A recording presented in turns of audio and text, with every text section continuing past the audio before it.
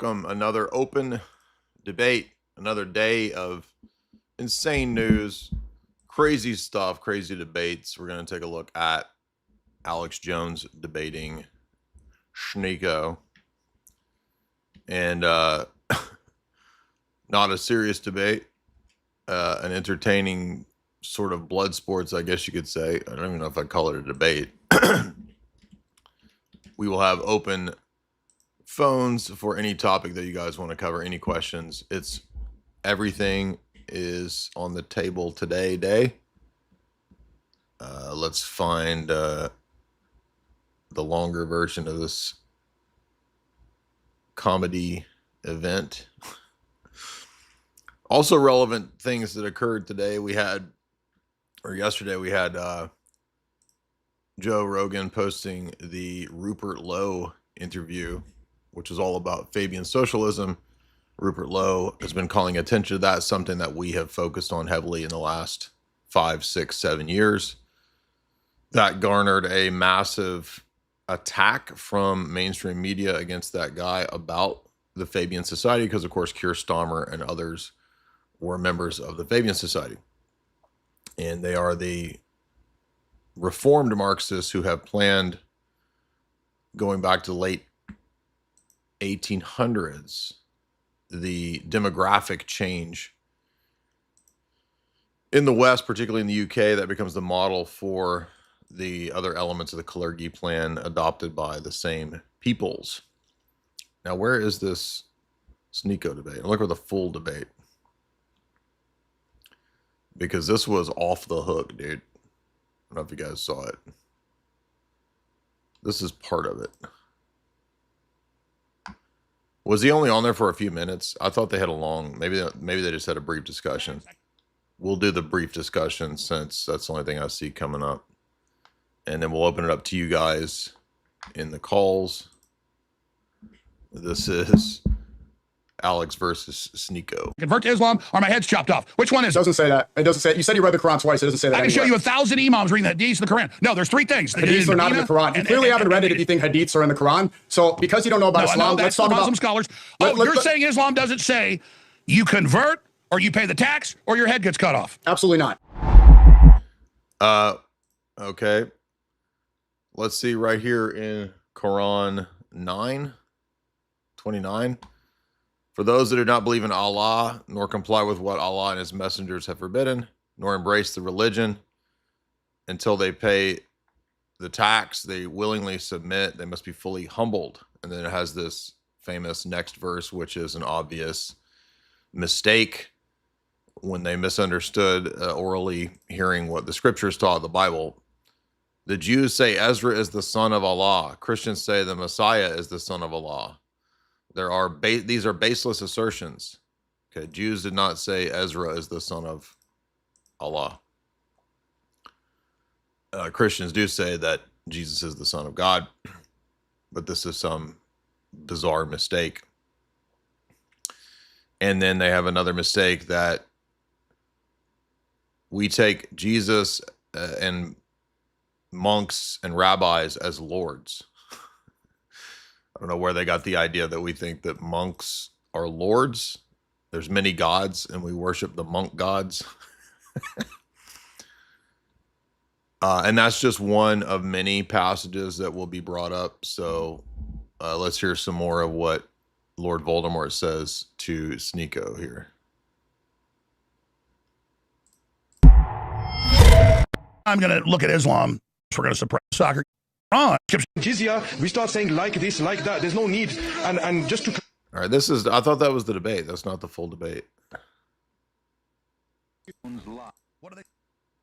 These are all just clips of Sneako. Oh, maybe this is the full debate here. Listen, under Islam, where they... Was it just like a 2-minute debate? I thought they had like a longer discussion.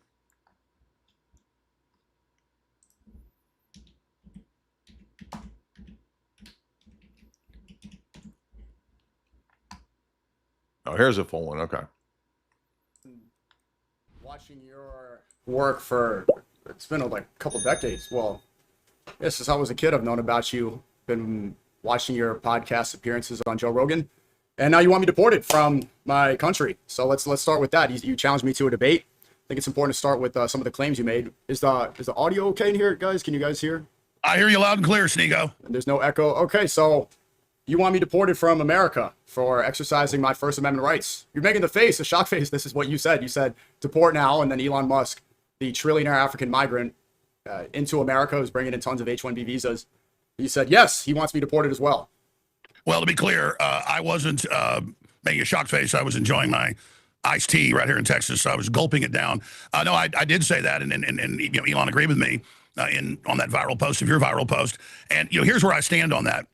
Obviously, I was saying that more rhetorically because we have separation of church and state in the United States. I've read the Quran twice. It is a battle manual about to take over the world. So you don't actually want me deported from America? Well, hold on. Can I listen? You want to do 3 minutes and I'll. So, first of all, both of these sides are kind of correct at this point because the classical liberal principles are the very problems in the West. I've been bitching about this for 15, 20 years. So to hear again, well, the only way we're going to beat Islam is with more classical liberalism. No, the only reason that Islam is having success in the West is classical liberalism, which is itself, as we know now from the Rothschild biographies, a huge technique that they and their big Z buddy interests have pushed because it allowed certain groups to get into power, subversive groups. And then those groups could then allow for and promote the idea of religious liberty, freedom of the press, all these classical liberal principles, which then allowed for the rise of all of these different sects and oligarchs.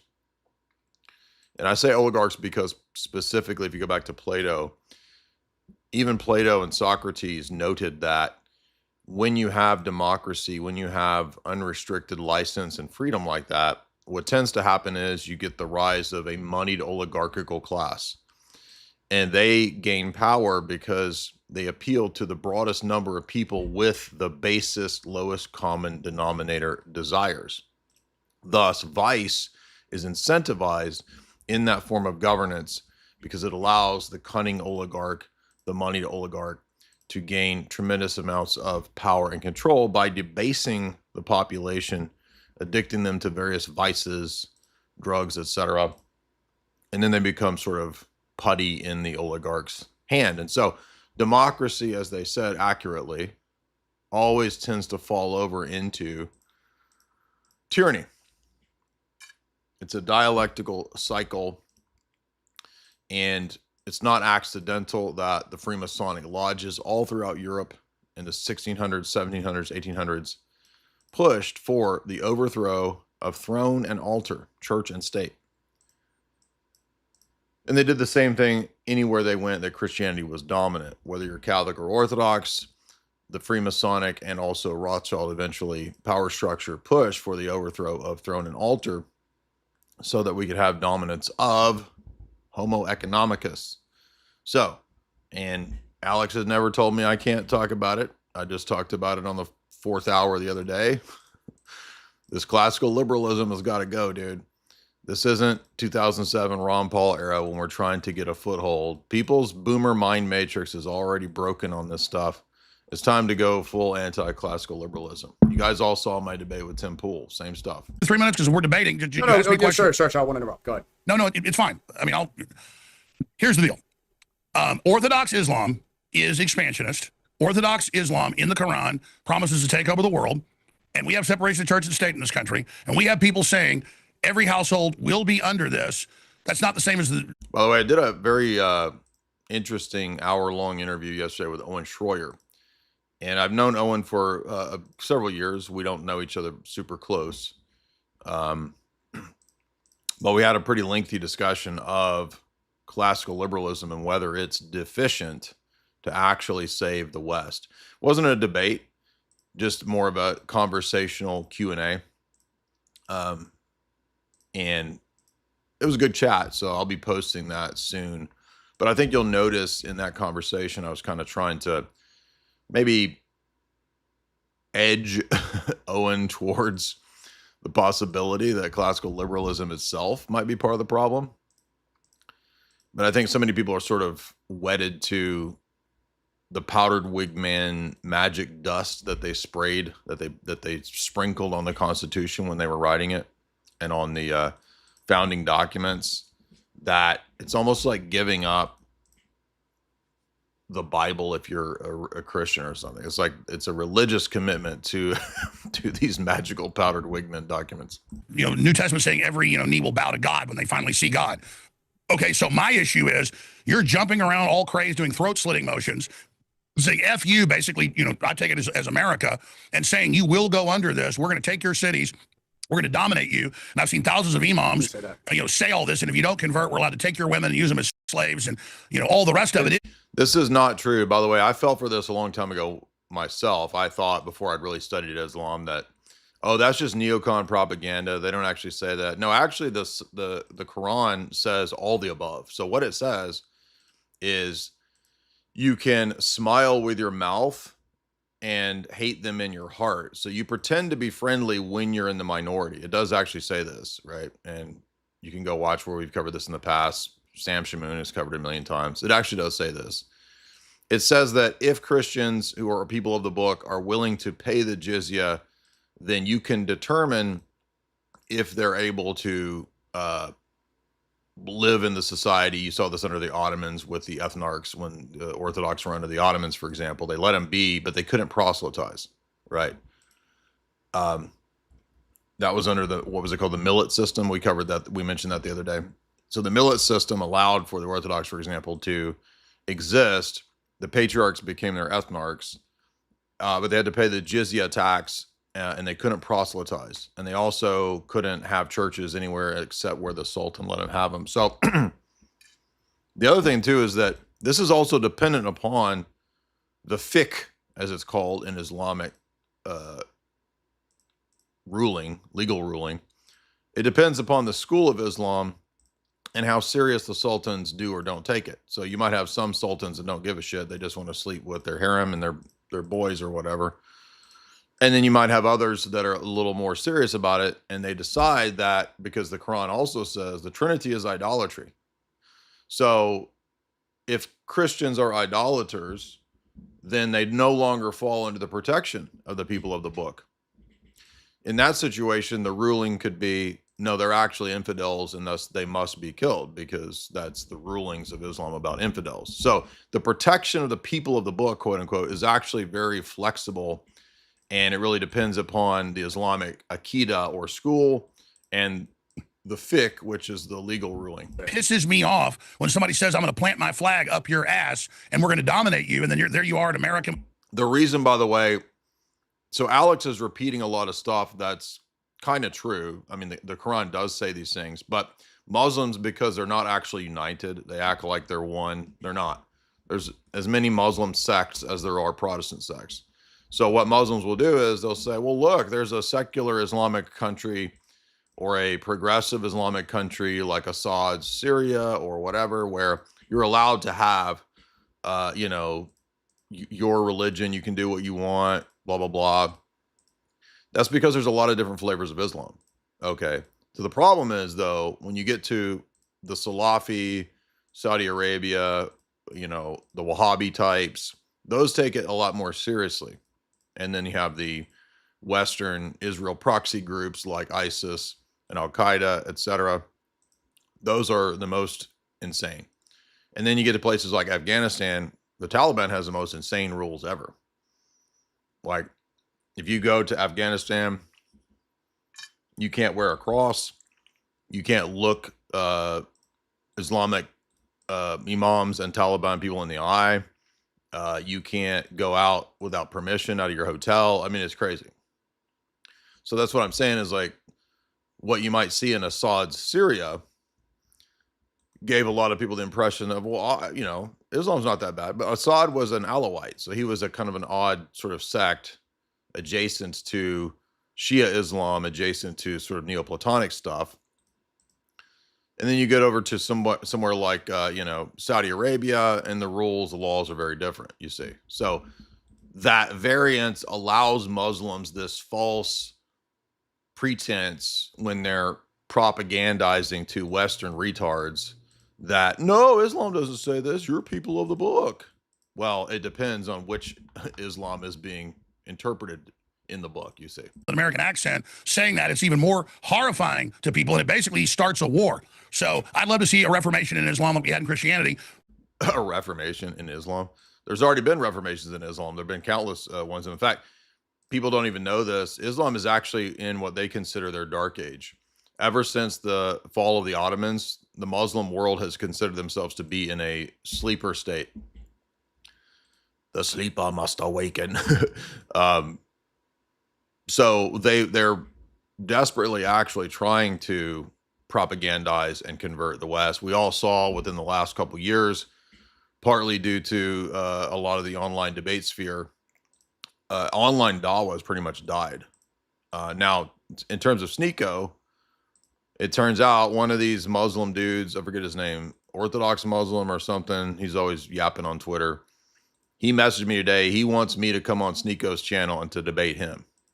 Now, we know what happened the last time I went on Sneako's channel and debated Sneako's go-to dude. It didn't go well for them, and that guy, Muslim Lantern, pretty much has disappeared into obscurity. So that debate seems to have ended his career, perhaps. I haven't heard hide nor hair of him since that. We know the Fresh and Fit debate that got like 4 million views a couple years ago with me and Shamoon. That had a massive blow to online dawah. If you remember, there was like 50,000 comments. All of the comments were like, Islam is done, dude. So the internet actually was devastating to online dawah, but they're still trying to push it, and they're doing it through these paid goober tard influencer people. This is what we've been saying for so long. And this is what I was trying to tell Nick Fuentes as well for like the last 2 or 3 years. So all of the issues that Nick disagreed with me about, he's now come back around and is like admitting my points. So like, I've been trying to tell you, dog, like all the stuff, whether it was, this or that weirdo, stay away from Sneako. And then they're going to be friends. Then turns out Sneako's a good, yeah, I told you, dude. Oh, well, defend the Vatican. Well, it turns out the Vatican does seem to be pretty Judaized. Yeah, that's all the stuff I've been trying to say, man. If people would just listen instead of getting, reaction minded and just reacting to people instead of listening to what's being argued, I think we might have a little more effectiveness. Not that we're not having effectiveness. I think the right wing is in many ways having a lot of effect. But it's really just limited, I think, to the internet sphere. We're not having much effect outside of that. Back when some of the Catholics were trying to force people, to follow what they said, or they would burn them at the stake. Okay, so Islam needs a reformation. I don't want to be at war with Islam, but I always have to correct this idea, too, because this is just a Protestant line of reasoning. The Inquisition, even according to secular scholars, I think Henry Common is one of these that wrote a book, another one. They at maximum burned like 800 to a few thousand people. And a lot of that was actually not the papal Inquisition. And you guys know I'm not any fan of the papacy. But this is exaggerated, especially by Protestants and goobertard fake apologists. They would make up these stories that the Inquisition burned millions of witches. There weren't millions of witches. There were hardly millions of people to even find covens of witches. There weren't millions of witches in Europe. That's crazy. It's retarded. And it was actually most of the, quote, burning and the auto da fe ceremonies were done by Isabella's Inquisition. So it's actually the Spanish Inquisition, which was not run by the papacy, that did most of that. And most heretics, by the way, or at that time, heretics were considered social revolutionaries because they actually were. Most of them were not burned to the stake. They might be in prison. They might be told to stop teaching. They might be exiled, etc. And all of those types of chastisements or punishments actually go back to the patristic period. There was already rulings against these kinds of groups, not under Constantine, but under Theodosius. So Constantine, for example, proclaimed Christianity a legal, tolerated religion with the Edict of Tolerance. But by the time of Theodosius, he actually starts making Christian laws. And then by the time of St. Justinian, the emperor, we get the Code of Justinian, which is very Christian in terms of most of the principles. And Byzantium followed suit. They had pretty strict penalties against open preaching of heresy, not because, oh, they're just mean and dogmatist. No, if you read, for example, Malcolm Lambert's book, Medieval Heresy, he's an Anglican scholar. He wrote a giant book that we covered many years ago about the history of medieval sects and heretics. At that time, they were also political revolutionaries. For example, in France, the I just went blank on that cult group. The medieval Gnostics in France, the crazy ones, they took over like 6 castles in France. So they were like setting up like armaments and fortifying themselves. Starts with a C. I'm going blank on this. The not Albigensians, not the Cathars. Excuse me. The Cathari eventually took like 6 castles in medieval France.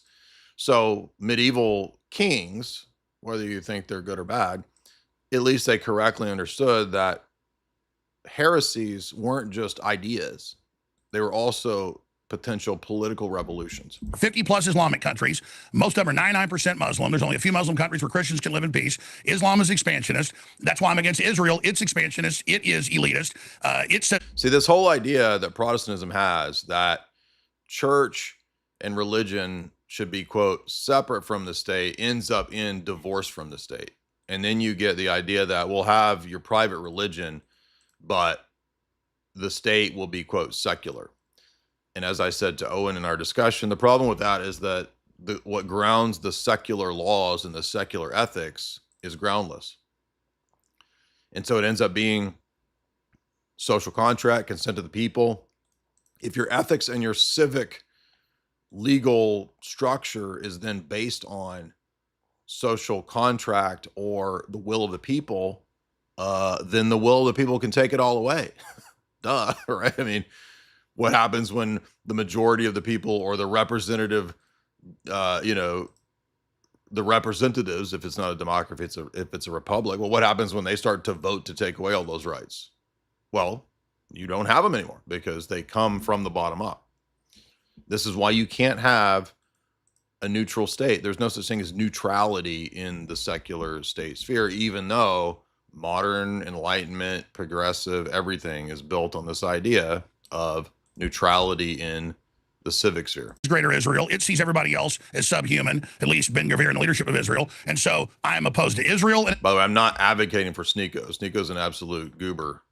I'm just saying that this is always a flaw in the Protestant approach to debating Islam. It's expansionist supremacist activities. I'm against Islam's expansionist supremacist activities, and I'm against the Chi-Com expansionist activities. I'm against.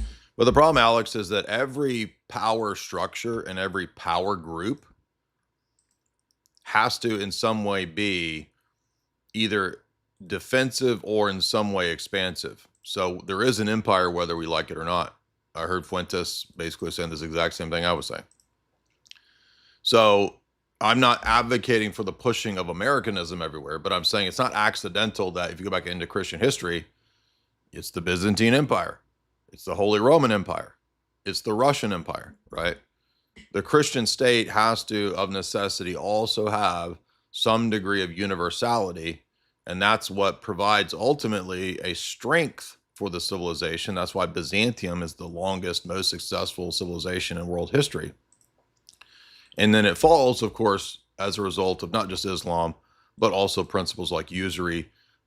They debase their money, etc. All of those things contributed to the fall of Byzantium. The left's pedophilic Hollywood, expansionist dominance, imperial operations. I don't want America to be imperial. I've been against all these expansionist wars. Even though I didn't like Maduro, I said I think we'll probably just put communists back in. Now they want to overthrow Cuba and put the communists back in. So I'm against all of that. I'm against imperialism, not from some leftist angle, but from George Washington's angle of not being involved in foreign entanglements. So that's where I stand. I agree with that. As long as it's like, but I don't want to be involved in David Rockefeller or Lord Rothschild's or Bibi Netanyahu's foreign entanglements, right? There's going to be foreign entanglements probably. I don't think you can avoid that. I don't want it to be for the Fortune 500, but again, like it's just such a naive Enlightenment presupposition to think that, oh, well, we just will stay apart from the rest of the world For example, how are you going to do that when Islam is expanding into your country? I'm not trying to be pro neocon and say, oh, we got to have, preemptive strikes.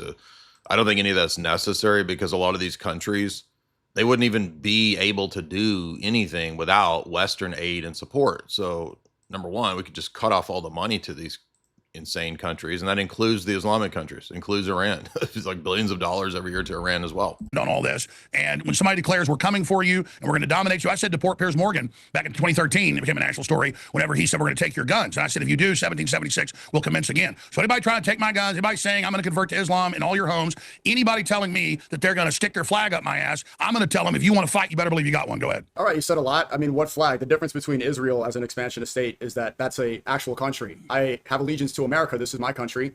Said many things, and let's stick to this original claim. You said deport now. Where am I going to go if I'd be deported?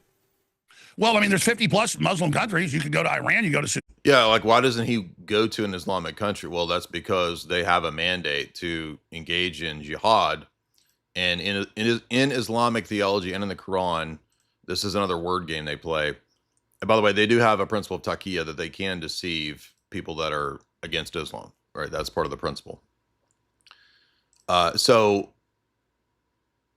the reason that he can't and doesn't want to just go to an Islamic country is not just, well, obviously there are a lot of shitholes, but also because he has a mandate to engage in jihad, which is, it's like three-tiered, right? There's the jihad in your personal life. There's and then there's like the material, actual jihad.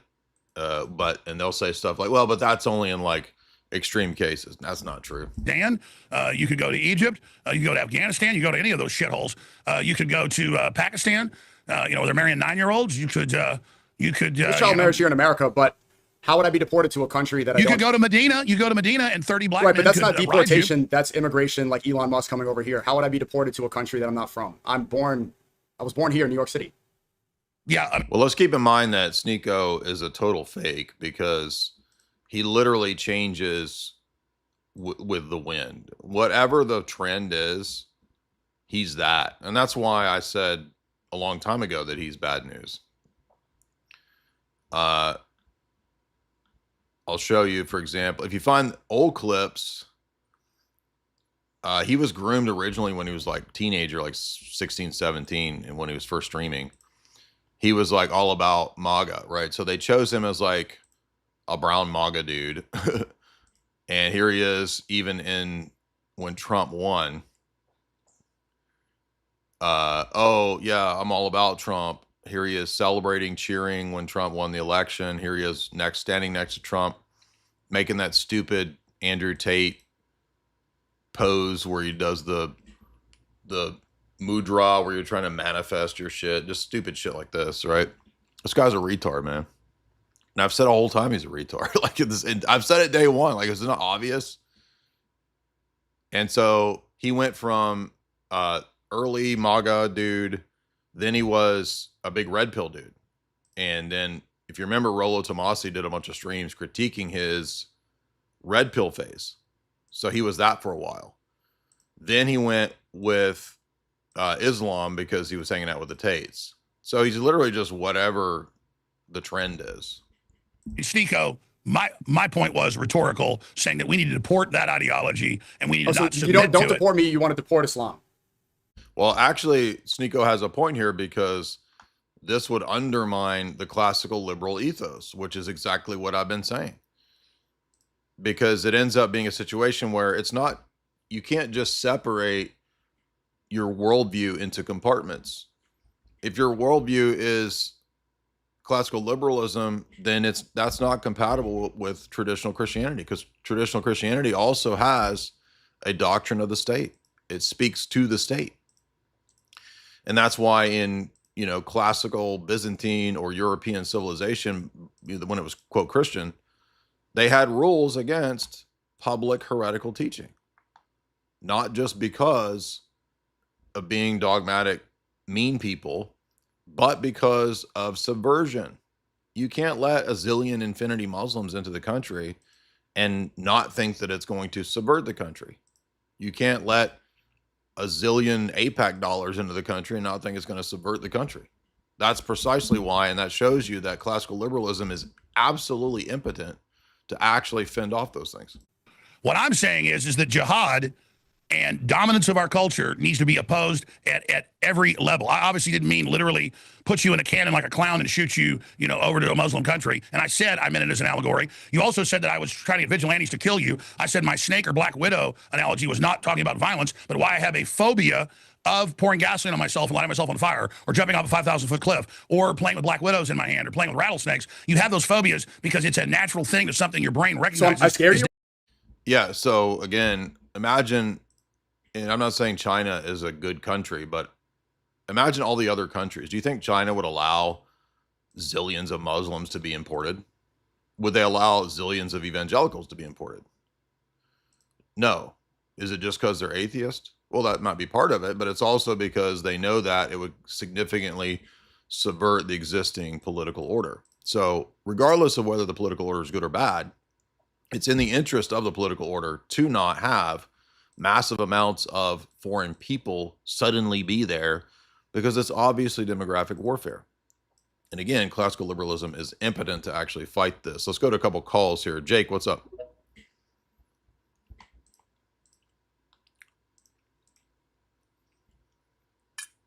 Jake, you want to unmute? Jake, you have to unmute, dude. It's last chance. Come on now. We've been doing... Hello? Y'all don't know how to work Twitter Spaces? Come on now. What's up, man? Speak. Dude, we're almost like a decade into Twitter Spaces. Okay. Jake Sloan, what's up?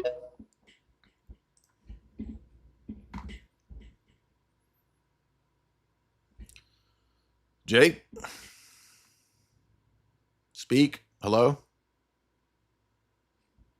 Maybe Twitter's not working right. Jake Richmond, you try again? Then we'll go to Joe. Go ahead.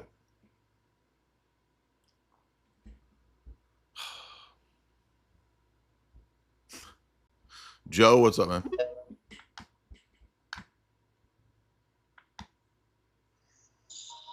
Hello? Yo, what's up? Hey, what's up, Jay? What's on your mind? Well, I had a theological question. I'm Okay. a huge fan, by the way. I started, sorry, I asked my son. He's a fan too, I could tell. Yeah, he is. I just started my transition to, I was Are you a BIPOC queen now? You getting transitioned? Yes. So when I was born, they said I was a white male, Mhm. and I felt alone and empty. And then I started watching your stuff, and I'm letting my inner diva out. Good. So it's just very special. But so I looked it up. I couldn't really find any of your videos on it. But I was curious. Besides, like, preparing for, like, the Messiah and everything, we started our classes in April. So we're in the middle. My wife and I are in the middle of our catechumen classes. Okay. I was Reformed before, and I had ended up watching your debate with, what's his face? Redeemed Zoomer. And that's kind of what turned me on to your videos. But from your perspective, what was kind of the role and the purpose of the, like, whole Old Testament, like, temple system? To prepare like before the coming of Christ. To prepare for the liturgical worship that we have in the Orthodox Church. So when they were making, like, the atonements and the offerings, that was like, what's the... Yeah, so Jesus is the finality of all of that, right? So he's the finality of the atonement by atoning for us on the cross. Okay, so it was pretty much all just preparation for Yeah, the Messiah. it's typological. They're all typology that's fulfilled in the Messiah and his church's worship and sacraments. So if you watch Christian worship in the Old Testament, this documentary that Orthodox Shahada made, I mean, it's a mini documentary. Have you watched that? What was it called again? I'll write that down. Christian worship in the Old Testament. Okay. And, The archaeologist. it's this video right here. It's got 103,000 views. My buddy Lewis made it. So that's what you want to watch because it goes through all of this. Sweet. Yeah. Okay. Awesome. Well, I'm not going to keep you too long, but it was sweet talking to you. Keep Absolutely, up, man. Thank you. Keep up the good work. Appreciate the questions and good luck in your transition. Prestia, what's up?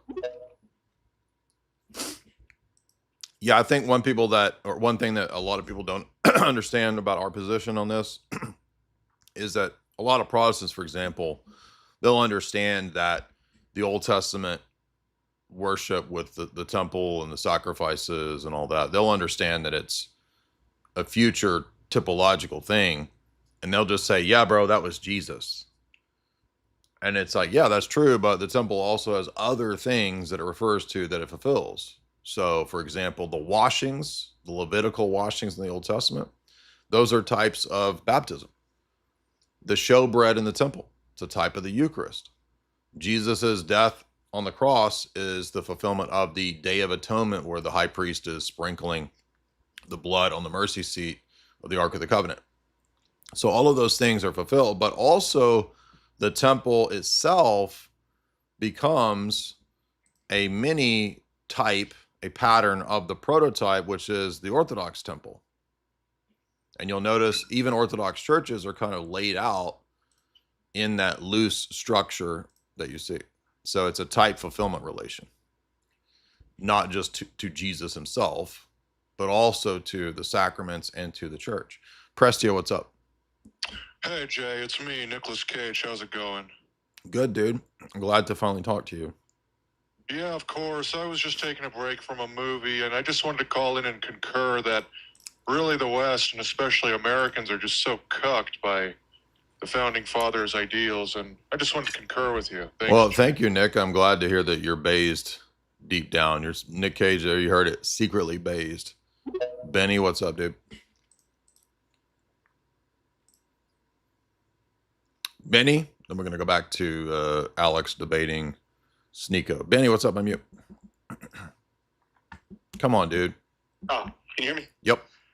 Dude, all right. Kind of a beginner question. But, Okay, sure. I've heard you talk about how Paul Washer gave you the blackout answer. Mm-hmm. And I'm wondering, I've heard Protestants talk about how everything went south once Constantine made Christianity tolerable. Yeah, this is like a Baptist, Anabaptist, Seventh-day Adventist type of argument. But how does somebody like Paul Washer, how do Protestants reconcile the Apostolic Fathers? I just read the Epistle of Clement. Right. Yeah, no, I brought actually brought that up to Paul Washer, and what he said about it was that he was surprised to see the apostasy being that early. That was his answer. Wow. Yeah. So within the first 100 years. Yep. And is that what you've experienced across the board with, is that how people try to reconcile? They literally say that it was blacked out right away? Well, they won't go all that way. They'll just say something like, already with the post-apostolic fathers, the apostasy was beginning, but we don't know that everybody in that period was apostate. So they'll just kind of make an argument from silence.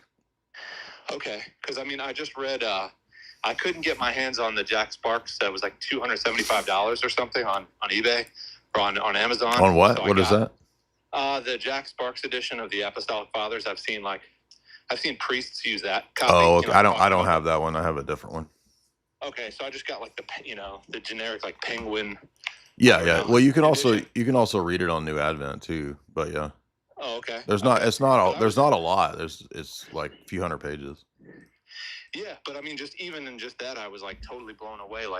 With apostolic succession, with the Eucharist, so many things. I just didn't understand. I get how somebody could say, okay, once Constantine came in and once it became the official religion of the Roman, Empire, there was a change. But I just don't understand how anyone could. Yeah, but this is only an argument that's made by Anabaptists, some Southern Baptists, Fundamentalist Baptists, and Seventh-day Adventists. Most people outside of that, they don't make this argument because it's so stupid. It's a really dumb argument. So, what would I don't know, what would some Protestant luminary like Tim Keller, I know he's not around anymore, but somebody big in the Protestant world, if you ask them about the Apostolic Fathers, what would they say about that? Well, most Protestants try to say we're in line with those guys. So again, it's just a minority of the radical Reformation type people who actually say that Constantine or earlier than that was a blackout. So most when Protestants, Ignatius, huh? sorry. Well, like when Ignatius says that, like the bishop is the mind of Christ. Yeah, well, Anglicans will say, yeah, we have bishops, so we don't have a problem with that.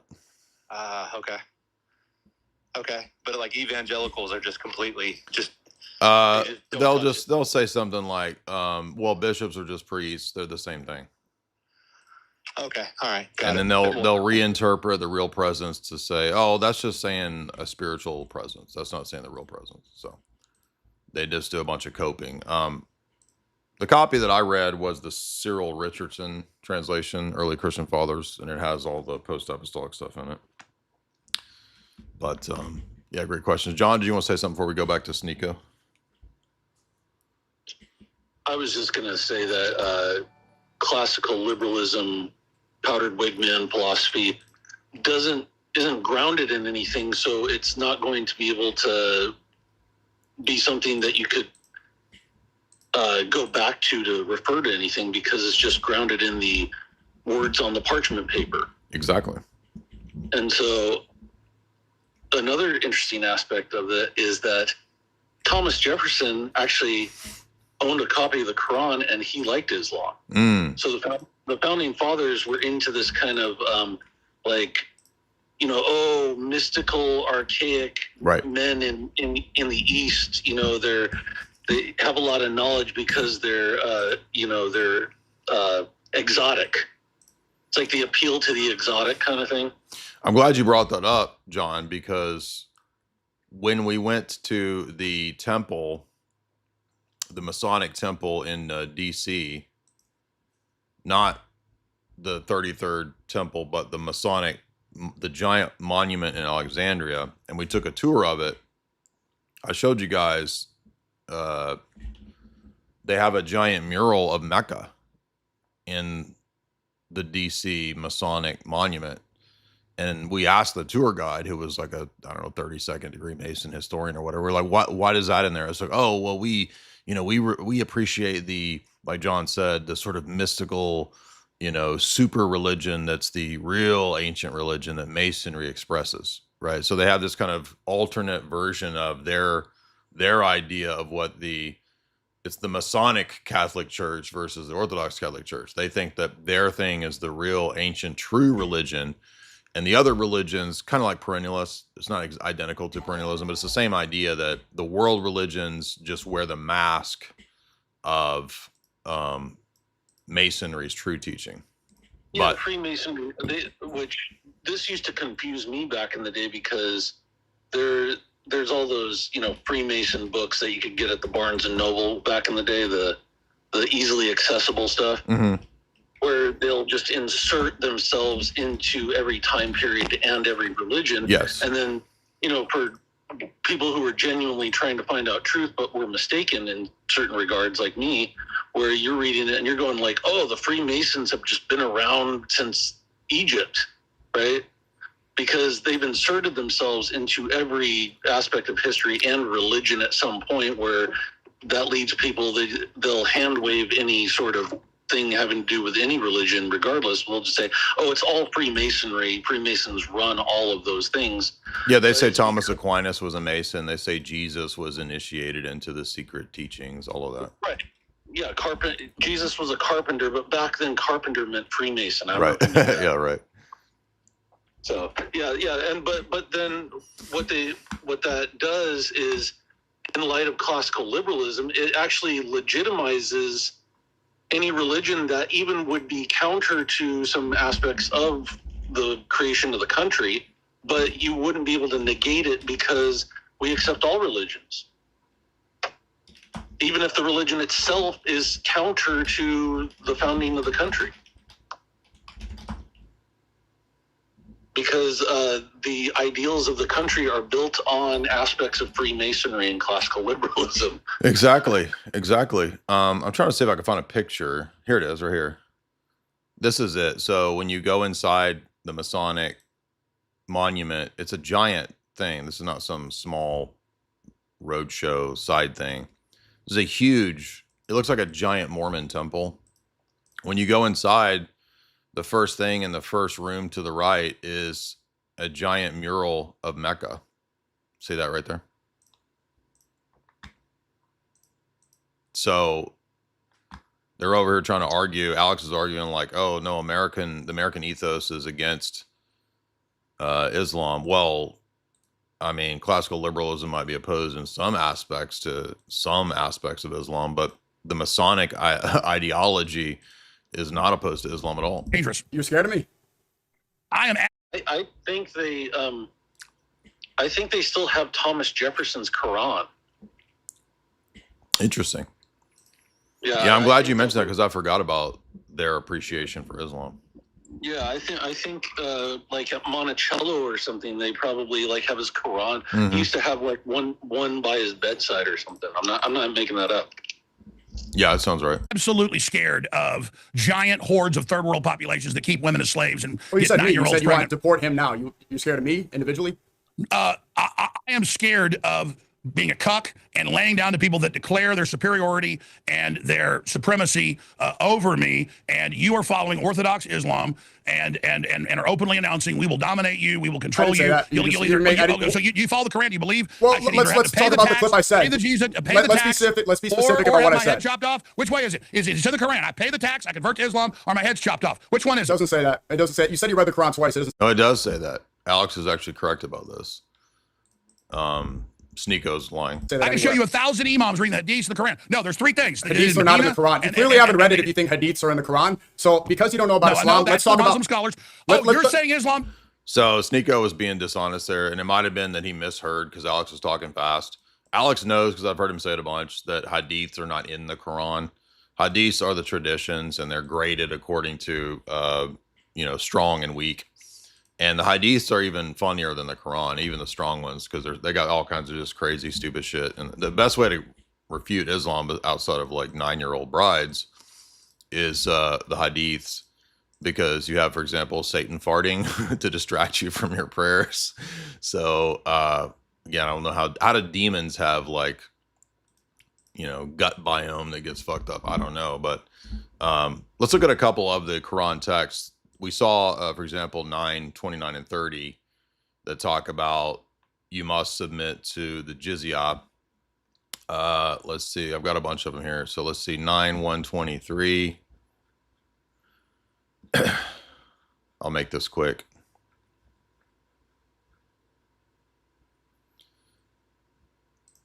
Nine 123 says, O believers, fight the disbelievers around you and let them find firmness in you.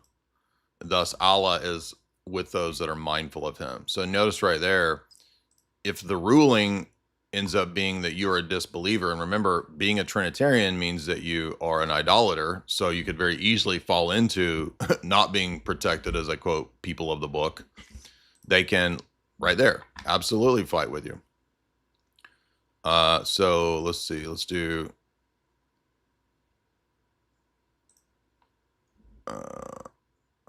5:33.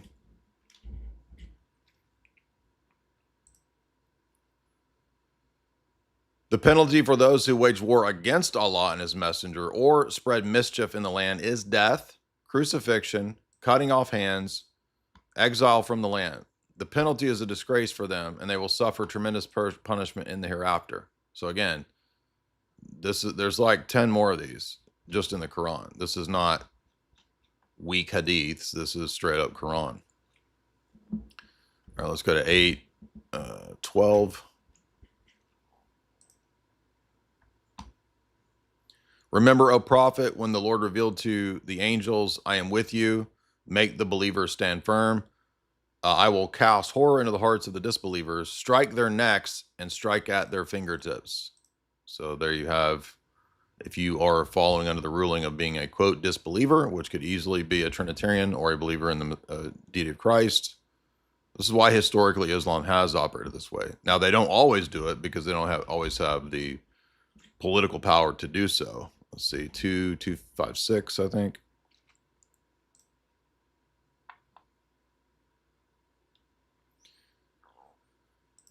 let there be no compulsion in religion. So notice that, by the way, the Quran contradicts itself all the time, because here it says, oh, let there be no compulsion. But then it says, whoever renounces the false gods, you are protected. But notice the compulsion is only for those that renounce the false gods. So you have to renounce the Trinity, the incarnation, whatever, or else you fall under this ban conceivably. And again, the fact that Islam doesn't always apply this, it doesn't mean that Islam doesn't actually say this or teach this. Let's see, 191.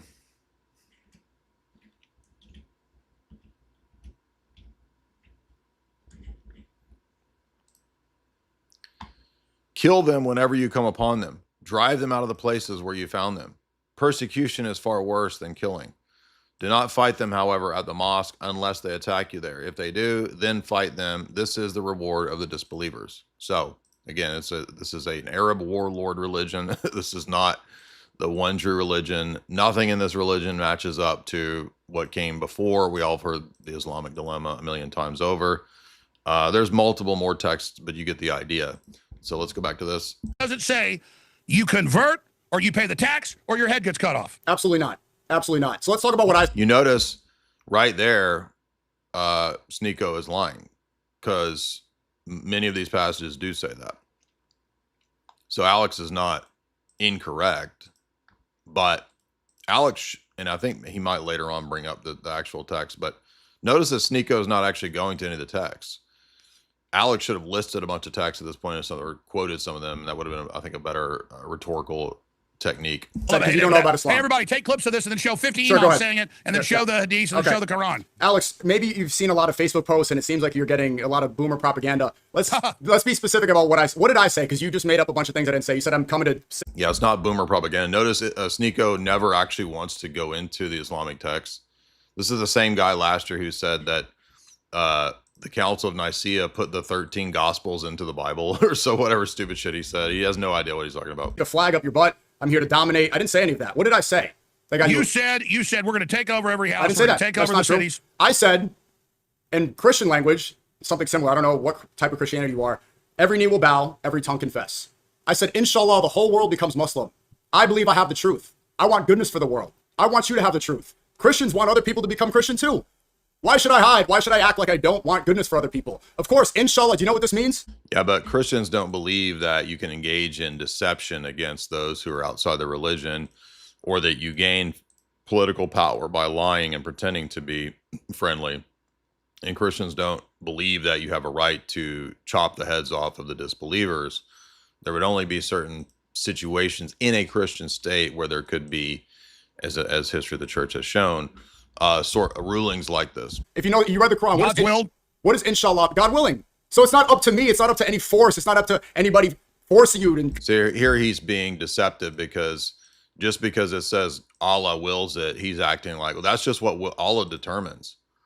It's not about me. No, Allah wills it and wills his people to engage in this kind of warfare. So he's being dishonest. Converting you with the sword and threatening. Oh, yeah, Islam never does that. Hey, Muslims always bitch about the Crusades. Were the Crusades a response to 700 years of Muslim invasion? Did the Muslims take Spain and put over 2 million women into slavery? Well, if you want to talk about Christian expansion, we can too. But in the Quran, it's... Now, wait a minute. So Sneako just deflected away from the question, which was a challenge about whether Islam has this principle. And then Sneako did it too quick way to say, well, Christians have expansionist principles. Well, that's not the point. Even if we do, you haven't shown that that's inconsistent. Maybe it is, but you haven't shown that yet. Furthermore, the challenge was because you said none of that was true about Islam. And then Alex gave 2 examples in history, and Sneako was like, well, but you guys did it too. Well, then, so now you're admitting that you do have expansionist positions, which refutes your claim 2 seconds ago that you don't. Says that you don't force anybody to convert. People willingly accept Islam. Nobody is trying to spread it by the sword. I want people to... No, that's totally not true. And there have been countless forced conversions of Islam in history. So Sneako's just straight lying right here. Hear the truth and accept it. That's why I say, inshallah. Convert, pay the tax, or have your head cut off. Convert, pay the tax, or have your head cut off. You don't know about Islam, so you might just... You should avoid... By the way, Muslims do this all the time, where they act like because you get some minuscule point wrong, or you mispronounce an Arabic term, oh, he does not know Allah, Islam. He does not know about Islam. Well, even if I didn't know about Islam, that would have nothing to do with whether the argument I just made was true or false. Even if I mispronounced an Arabic term, that wouldn't have anything to do with whether the argument is true or false. So these are all like just smoke and mirror deflections. But Muslims are always doing this because Muslims have no clue about fallacies. We've been debating Muslims for 10 years. They're the dumbest people on the internet. They have no idea. Like, so what if it's a fallacy? You mean you saw, remember when we did the call-in where we had 6 hours of Muslims calling in, and the whole experiment was to just see if we could get one of them to restate the argument. And it was literally the breakfast thing, right? How would you feel if you hadn't had breakfast? But I had breakfast. But I had breakfast. Yeah, but I know you don't believe the Islamic dilemma argument, but could you just at least restate it? And not one of them within 6 hours could even restate an argument. So these are very slow people. This stuff, and let's Yeah, talk you're about what I just said. hoping people don't know. I do know. You didn't think I knew what inshallah meant. I know what all that means. Yeah, but you said that I'm trying to force it and stick a flag up your butt. I didn't say any of this stuff. Dude, you were going, fuck you to the camera. You were sitting there. You want to know why I said this? Whose throat you going to slit? You're like, fuck you, we're taking over. I didn't say that. Yeah, I didn't say that. Like with the Muslim invaders We're hit taking countries over? on their Zodiac boats with Soros. They're What's the Muslim population in America? And then you got the 200-to-1 Muslims raping and stabbing and. All right, well, let's play the actual clip to see what Sneako actually was saying in that clip that got everybody saying he needs to be deported. By the way, again, I think that I don't give a shit about all this, like, legalities about birth citizenship, all that kind of stuff. I'm not saying I don't believe in citizenship. I'm just saying, like, well, I mean, if we're going to have a republic, then make a new law that says you can't be a subversive against the Western country's ideas. So if we're gonna have bottom up, well, then we could just pass a law from the bottom up that says we don't want Muslims. So how's that? So here's what Sneako actually said. Takbir! Allahu Akbar! Oh no! Fuck you! This is the. There he said it. You're crying because we're victorious. Ha ha ha. Fuck you. That's what he said right there. Islamic Republic of New Yorkistan. Islam will be in every household. Inshallah, the whole world is Muslim. Welcome to Mamdani's New York. Now, how retarded is this, given that Mamdani is a complete Fabian socialist puppet goober fake, who was the day before marching with a bunch of trans goblins? You see this city? You see how it looks? Inshallah, your city looks just like this too. See, he's saying we're going to take over. This is what's coming for all of your cities. And he clearly did say, fuck you. Murdering people all over Europe and running over people with 200 to cars. 1. Even according to Tommy Robinson on the Epstein list, the majority of pedophiles in the UK are white Christians. It's not even the Pakistani grooming gangs. There are no doubt there are a bunch of pedophiles in the UK. Yeah. And there's no doubt that And according to Tommy Robinson, it's predominantly white people. And pick So he's citing British fake Anglican pseudo-Christians because they're a bunch of butt buddies. Oh, that's proof that Christians are a bunch of, quote, Skittles people. Dude, everybody knows that all these Muslim dudes are, a bunch of them are Skittles on the down low. And this is coming from a dude who admittedly experimented to see if he was Skittles. And then didn't it come out he had like Skittles pictures that he was doing Skittles videos or I didn't look into it, but there was a image that popped up of him wearing, I don't know if it was a dress or what it was. But, oh, that was before Islam. That was before Islam. That was before. Yeah, you guys are as dumb as the people that think that Nala Ray is a Christian. Those are grifters, dude. little girls up and put them in dog cages. Okay, before we get all heated, let's talk about what I said. Okay, there's a lot of things, and you're spreading a lot of, it seems like you don't really know about Islam. What I said was God willing. Okay, see, that's a throwaway line. That's just saying, oh, looks like you don't know. You're like, what does inshallah mean? You sit there, and what we're going to do with this is, Sneako, is we're going to take what you said, we're going to show the Quran, we're going to show the Hadith, we're going to show. Yeah, I don't take Andrew Tate to be the most reliable witness, but you guys remember he did say, oh, Sneako was trying to sleep with me. Sneako tried to sleep with me. He was like, oh, I do cock stuff. I'm like, bro, I'm not into that. Right? So even his buddies are all basically saying, no, this dude's weird. The imams, absolutely, top one show the Quran on international Islamic yes, TV, read the Quran. saying read the Quran. Well, you guys saw, we just read a bunch of the Quran. You convert, you pay the tax, or we cut your head off. Okay, sure. There's two things here. So you're afraid of an Islamic takeover of America, right? And you're saying the thing I said, F you. Do you know that I was banned from Australia? The game that I was at, you said this was an Allahu Akbar rally. This was a World Cup game. Egypt was playing Australia. Egypt beat Australia. I'm happy. So what? What does that have to do with? Oh, so it wasn't an Islamic rally. It was a World Cup game. Well, it might as well have been an Islamic rally because you're celebrating with all the all the Islam bros. Australia banned me. Do you want to know why, Alex? Similar things that happened to you. Attacks. Australia banned me. They said I was too anti-Semitic and I was too critical of Israel. They listed a bunch of reasons in an email saying that I criticize and that I'm anti-Semitic, and they revoked my visa. So when Egypt beat Australia, I'm like, no. It's too bad because the government applied pressure. The news was all upset.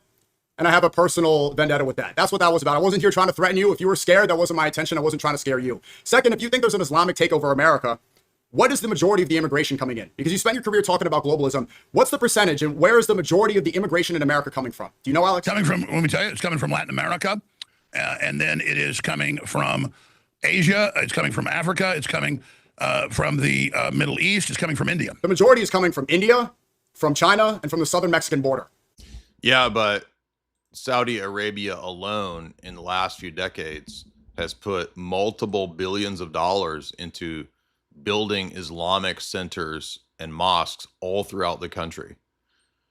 I'm from Tennessee. In the 90s, there were no mosques that I recall, or if there was one, it was tiny in Nashville. Now we have all of that. So the idea that, oh, well, because the number one people group isn't Muslim, that there's not a danger of Islam to the West is retarded. There's multiple dangers to the West. The demographic warfare is not only about Islam. It's about all of these people groups. But a huge monetary side of this is the push for Islam. Look at what's happening in Texas. They're trying to create basically entire Islamic cities in Texas. India is predominantly Hindu. China is predominantly atheist. And Mexico predominantly Catholic. So if you're afraid of immigration and you want to protect your demographic, then the Catholic invasion coming in from Mexico, that should be your concern. Muslims make up 1.3% of the American population. There's no takeover. Nobody's here trying to usher in Sharia.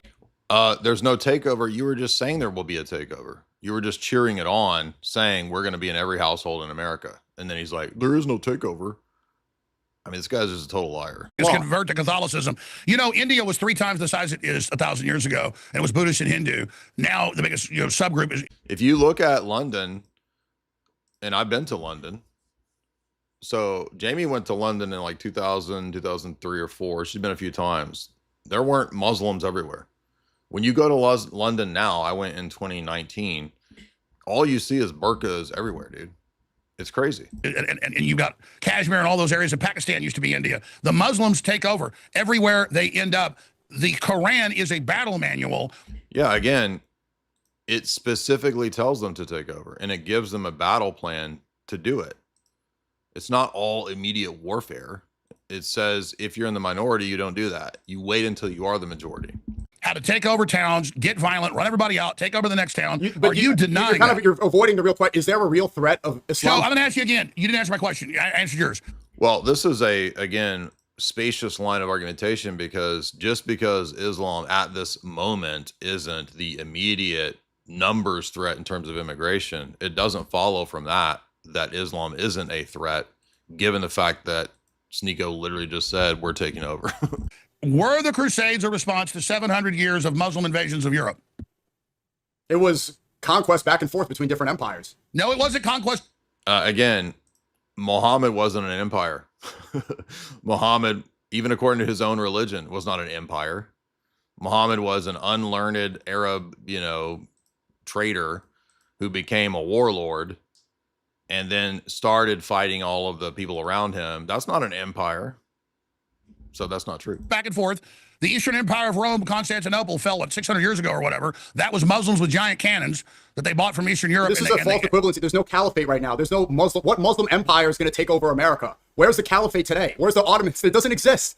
You're saying they're going to... The fact that there's not a caliphate doesn't mean that Islam can't try to take over. That's retarded. There's nothing in the Quran that says, oh, you only take over when you have a caliphate. So again, everything Sneako says is just sneaky word games and playing games. Let me explain what this flag works. are they going to stick up your butt? My family background is Protestants, okay? Okay. So on my mom's side of the family, the Greshams, who went back to England and then eventually the stock exchange, a bunch of other stuff, but they were Christians that came over here and they owned a bunch of stuff and were rich in New York. and they met with Andrew Jackson when he was president down at the Hermitage in Tennessee. All right. And he said, I want Western expansion, be after I'm out of office.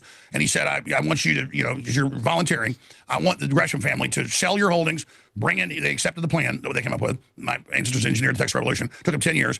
They came in with 2 ships at Galveston, had shootouts with the Jesuit priests. A bunch of people got killed.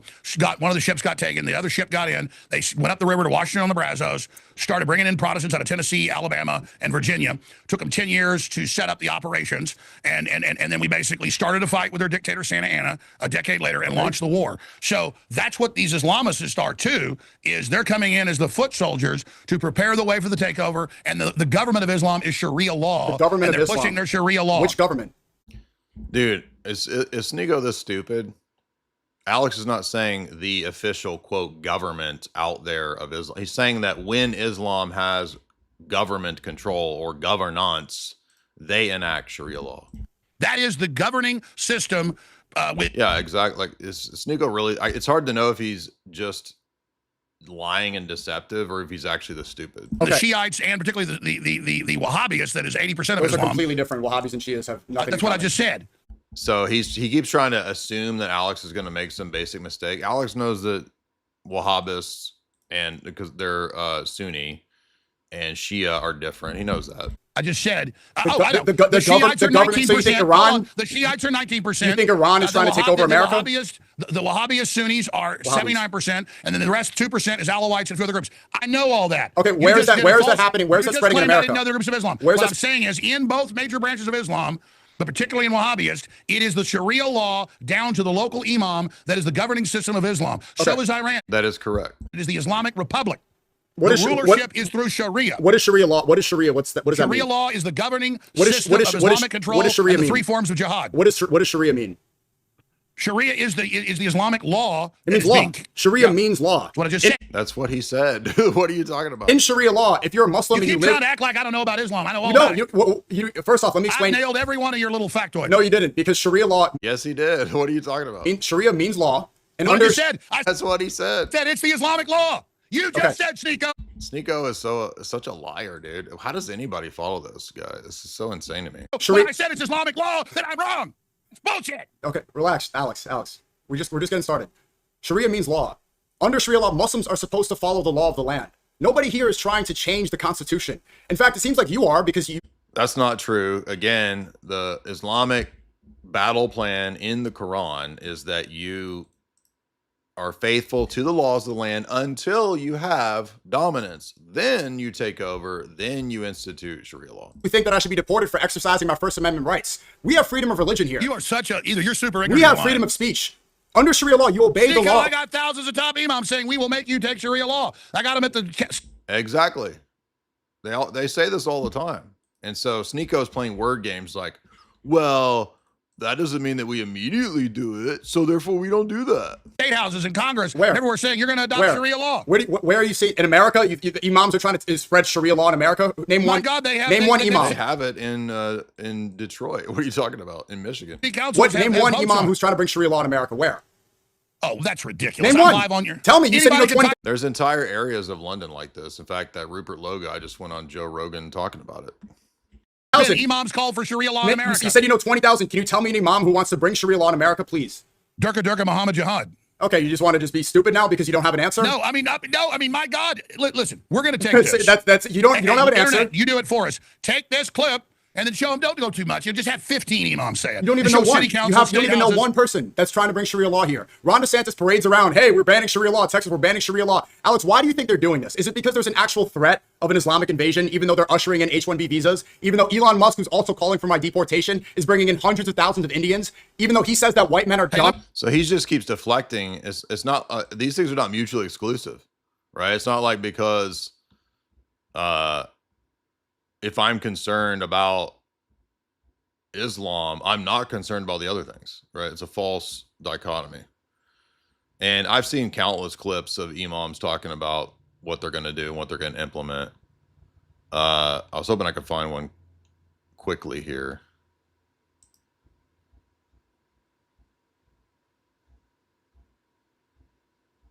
Somebody in the chat, give me a clip from the imams that talk about this kind of stuff. out in Surah Al-Baqarah when he first described us to the angels, Inni ja'ilun fil ardi khalifa. I'm going to put on earth a successor, a vicegerent, someone who's going to manage, and I think that's the word I keep coming back to in English, manage the creation in the way that Allah subhanahu wa ta'ala wants it to be managed. Secularism will tell you that it is just... By the way, I shared one of these clips a while back, and it had Jake, it had Muhammad Hijab, it had all of them calling for this stuff. Simply the separation of church and state, secular version of Islam, a privatized version of Islam, one that we would say is the Islam of 4 walls and 5 pillars. It's limited to the 4 walls of the mosque. It's limited to the 5 pillars of personal worship. No jihad, no other things, no fard kifaya, no institutional civilization building, none of this stuff. That Islam is much more comprehensive than a privately held conviction, personal relationship with God. That's part of it. That's there too. But Islam as a worldview, as a civilization, right, is something that exceeds secularism. So there you go. He's saying, there's one imam saying, no, it's not just private religion. It is also jihad. We need a Butlerian jihad, not a Islamic jihad.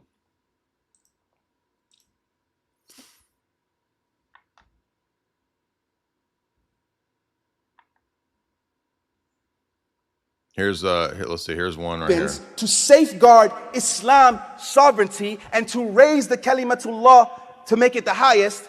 The reason why it's not being established is because the weakness of the Muslims. So we have many steps to go. See that? There's phases and steps, dummies. And Sneako is being a retard and lying as if, well, because we don't have enough power now, we're not looking for that. Yeah, you are, dude. Come on. That's not what Islam is. Then why is it taught in every single Islamic school on the planet? Here is a book, the most prominent Islamic book used in Islamic schools in America. You can tell it's a little well used. There are 3 duties in Islam according to this book. Dawah, to call people to Islam, jihad, and encourage good and forbidding evil. Those are the 3 duties, and they're teaching them to 7th graders in America.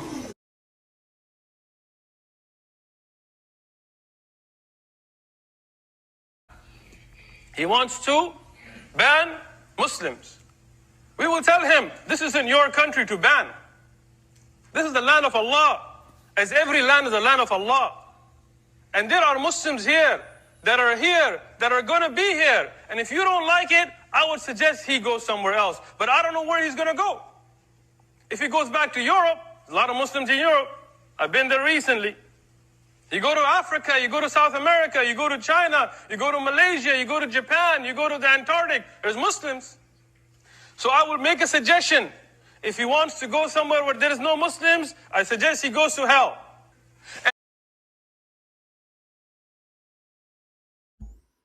I wish I could find that Muhammad Hijab clip. Let's see if we could try. Let's see. Let's try that. Muhammad. By the way, notice how this shows you that David Wood is a massive liar, because I'm sitting here calling all this stuff out as David Wood says that I work for the Muslims and I try to promote Islam. They're just absolute people. It's so crazy how online people like that just have no shame at all, just totally lying. Like they don't even care. We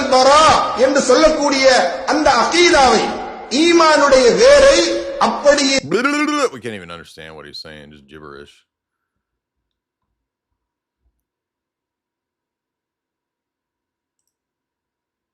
Here's another one. Legitimate law, legitimate target. Agree or not? Yes? So why when any non-Islamic system talks about killing others and the international law, this is legitimate and this is fine. When Islam talks about its own version of Islamic law, because it talks about killing and Islam is a terrorist religion. Why? This is double standard. Islam is not a religion. Islam is a system.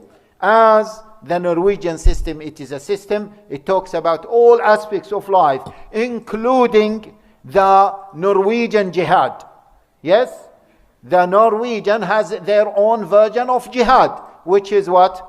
When they can start a fight and when they can end a fight, when they can kill others, etc. This is jihad. Jihad means fight. So there is a Norwegian version of jihad, and there is an Islamic. How to establish Islam in the West. Latest stage of jihad, which is what? قاتلوا المشركين كافة. Okay? اقتلوا المشركين حيث وجدتم. Notice that? Stages. That's what we've been trying to say. Stages of Islam. اقتلوا here means fight them. Wherever you find them. Yeah? This latest stage, which is the so-called offensive jihad. So, the last stage is the offensive jihad. Here's dudes in Chicago saying the same stuff. And to strive, to struggle in the cause of Allah subhanahu wa ta'ala with your wealth and your lives. And that is best for you if only you knew. And by the way, the Vatican is not going to help you. The Vatican says we worship the same God as the Muslims. The Vatican, Pope Leo said, mosques are holy spaces proper to God. Here's a dude in the downtown Islamic Center in Denver calling for jihad.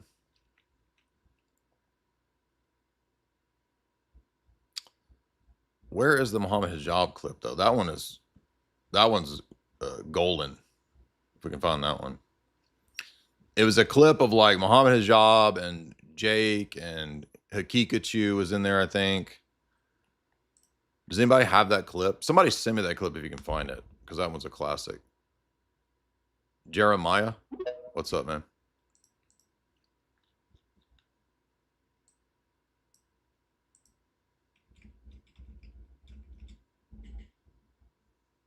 Unmute, dude. Hey, can you hear me? Uh-huh. I think I might have a delay. So I had a question about something completely different than Sneako and the whole Muslim thing. Are you wanting to stick to that topic? Just quickly ask it. What is it? It's about the Ebionites. Have you heard of this? Yeah. You know much about this? I have a buddy that's gotten really into this, and I hadn't heard much about it. I mean, they're an anti-Trinitarian early sect. What about them?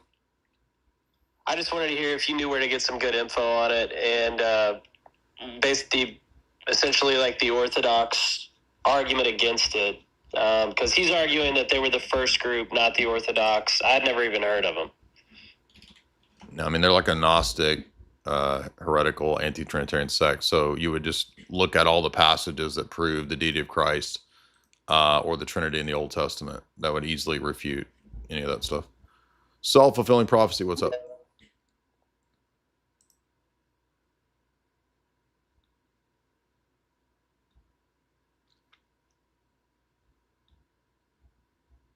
Does nobody have that clip? What's up? Hey, Jay, how you doing today? Good, what's up? Hey, so two questions. The first one in terms of like the Sneako Alex stuff. Can you just answer whether or not you kind of advise him? Huh? What? So do you kind of advise him on these things, or these are just his opinions? No, I've never advised Alex on debating or anything like that. So I'm getting double feedback. I apologize. No, I've never advised Alex Jones on how to debate. Thank you, though. Will, what's up?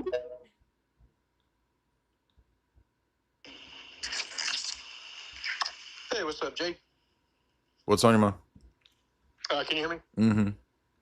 Hey, I noticed that you were getting more into the video games. The what? The gaming, right? Didn't you start doing a couple video game streams or something? Uh-huh. Yeah, I wanted to, because like I've let it be known to you, I'm a huge fan of esoteric Hollywood. If you want to get into like the esoteric video games, I think a great entry point, look no further than Assassin's Creed 4 Black Flag, the pirate one. Because, well, it loosely has like connections to like the drug trade and whatnot and the smuggling, but basically it gets really conspiratorial because like the character you play as, right? Like, so he's a pirate, right? Because he didn't want to join like the British Navy and all that kind of stuff because it just didn't pay him any money, right? So he just decided to be a pirate. And so he's like, he gets shipwrecked and whatnot, and he encounters this assassin, right? Who's part of like the secret society. And then he gets unintentionally caught up in this cryptocratic conflict between two secret societies, right? And it's about control over the whole world through a surveillance state. Yeah, I'll have to check that out. Appreciate that. Yeah, it's good. Yeah, that sounds cool. Coach, what's up, man? I really wish I could find this clip.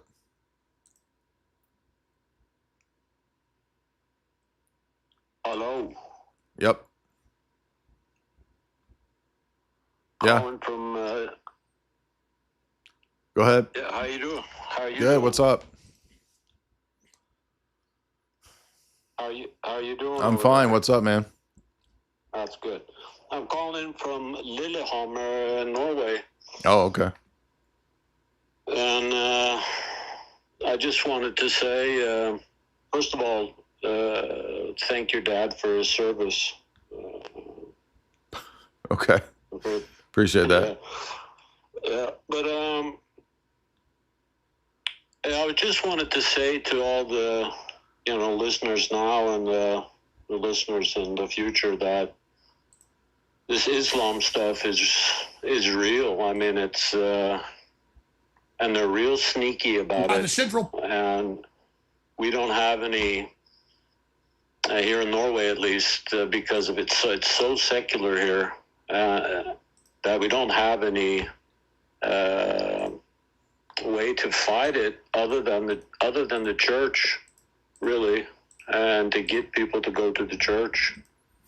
So, yeah, that's just my 2 cents, All right. Jay. Yeah, appreciate that, man.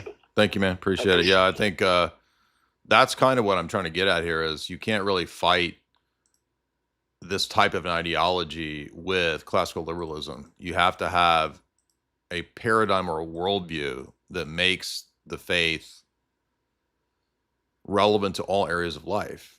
And so much of Christianity has been cucked, especially since the Protestant Reformation, the Enlightenment, that people think that, well, Christianity has nothing to do with the state and culture and civil life.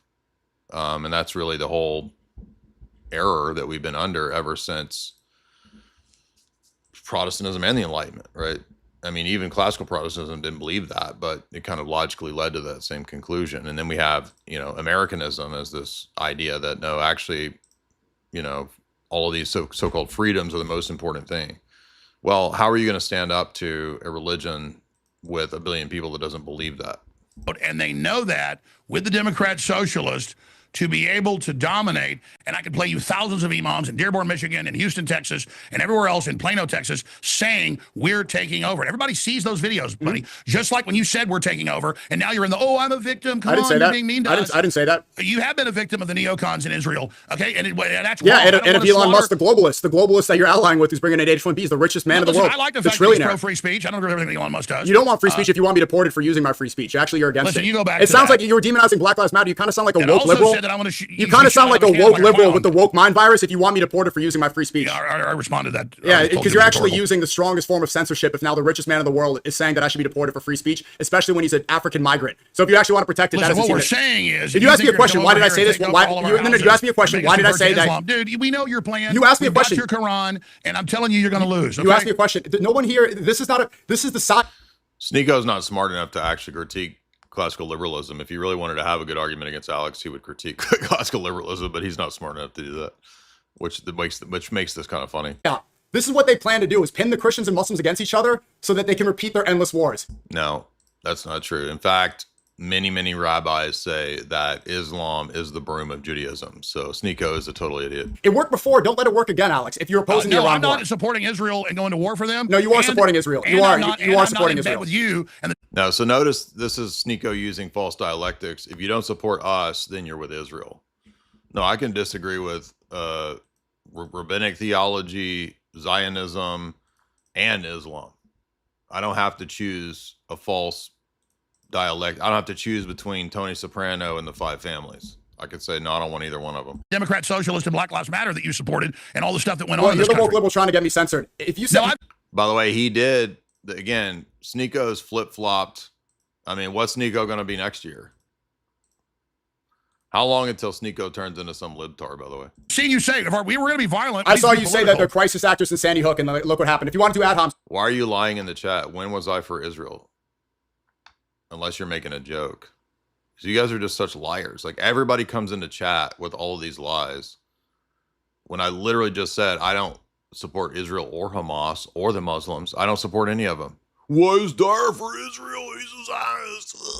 Just lie. Why is everybody just totally lying now on the internet? It's like now it's acceptable to just lie like crazy. Just fucking lie all the time, nonstop. With you have no conscience or qualms about just literally just lying. People still say I don't talk about Zionism and Jews enough. Dude, all fucking week I've talked about the Rothschilds nonstop. What are you talking about? Let's stay on point. Oh my God, Sandy Hook. Oh God, let's stay on point. Let's stay on point. I went home from school that day, actually, because you're talking about my childhood. You said, why did I say... Did I hurt you as a little baby? You said, why did I say, if God wills it... Am I a bad man? I hurt you? Okay, Alex. Did I do something to your poopy? Well, no, you got the trillionaire to try to put a target in my head, so yeah, well done. Oh my... Do something to your poopy. Now he's trying to play a victim.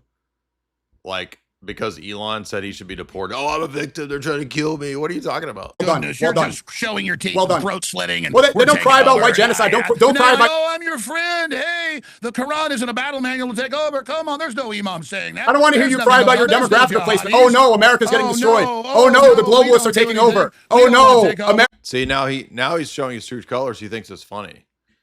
He thinks it's funny that America is being demolished with all of these horrible leftist policies and open border type stuff. Now he's laughing about it. He thinks it's funny. Showing his true colors. Remember at the beginning, he was like, I care about you. I want you to be having the true knowledge of Allah. I love you guys. I care. But now he's like, haha, you're getting fucked over. You're getting destroyed. He thinks it's funny with his stupid ass dumb face and his giant mouth. America's getting replaced. It's our world right to dominate the planet. No. Oh no, the West is getting taken over. Oh no, there's immigrants here. Oh no, immigrants are here from the wars that I caused. Over Spain for 700 years. Immigrants come in from the wars I caused. In Hollywood allied with you. Oh, the Crusades just attacked the poor little Muslims. I didn't say any of that. You're arguing with your own head, Alex. You're going delusional. I said Hollywood does that. I just said Hollywood does that. I didn't say. You said Chi-Coms control Hollywood. Didn't you say the Chi-Coms control Hollywood and not Jewish supremacists? No, what I said in the full clip was I read a Wall Street Journal article about how China the Jews sold several studios to China. That's actually what happened, and that's what Alex was talking about. 10 biggest Hollywood production companies had bought a controlling interest in 6, and China admits they're funding a lot of the anti-Western, anti-white propaganda. China is heavily allied with Hollywood, and they're China's allied with Hollywood. This is why that's actually true. So it's not an either or. I mean, Hollywood did its job, so the Jews were like, "Yeah, we could sell some of this stuff now." Let's see. Watch this.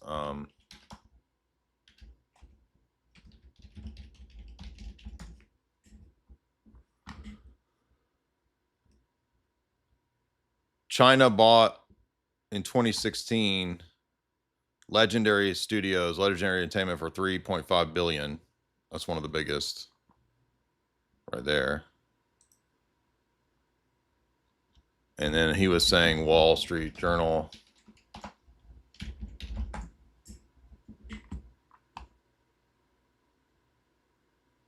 Yeah, notice this right here. Save my bacon.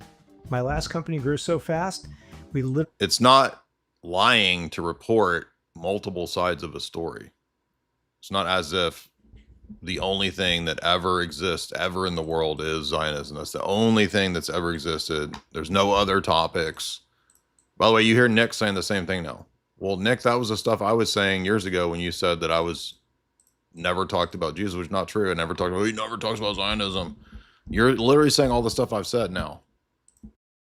Dalian Wanda Group, the Chinese conglomerate that acquired AMC theaters in 2012. So notice that all of those AMC theaters, when you go to see the movies, that's Chinese owned. Now eyeing another company in Hollywood, Paramount Pictures. They bought Paramount. People familiar with the discussions say Wanda is in talks with Viacom about buying 49% of the studio, and that Viacom is This is old too. This is 2016. They were trying to purchase half of Viacom. seeking a deal that would value Paramount at between $8 to $10 billion. Wanda owns the largest cinema chain in China. A deal would give Viacom a powerful strategic partner in Asia. In China, Wanda is You're telling me your prophet fucked a 9-year-old and it. So there you go. You can see China in 2016 was actively buying up multiple production houses, studios, AMC movie theater chains, etc. So it's not false. Okay, Sneako is being dishonest because he's going from the people that were attacking Alex at the time saying, Alex won't talk about Jewish Hollywood, he'll only talk about China. Alex was reading the article that they were purchasing it from, obviously from them. Demographics are China's not changing. involved in the university. This is why the West is getting replaced. Involved in Hollywood. China doesn't control and own big parts of Hollywood. Yeah. Alex Jones just Chinese. China doesn't. So we just saw that Sneako is 100% wrong. That's actually true. Are you kidding The me? Chinese. I mean, this is why the West is changing, because when you spread these lies that the Chinese control Hollywood, people get confused. No, they don't control it. They bought several of the major powerhouse studios, production houses, etc. That's what he said. And you mix the truth with Hey, lies. Sneako. You say some things that are true and say 10 lies. That's an old white supremacist attack on me that I cover China. I mean, look at brain dead Mitch McConnell and his wife flees to China, who's a known Chi-Com agent, and you look at Fang and Swallowswell and all the Chinese spies.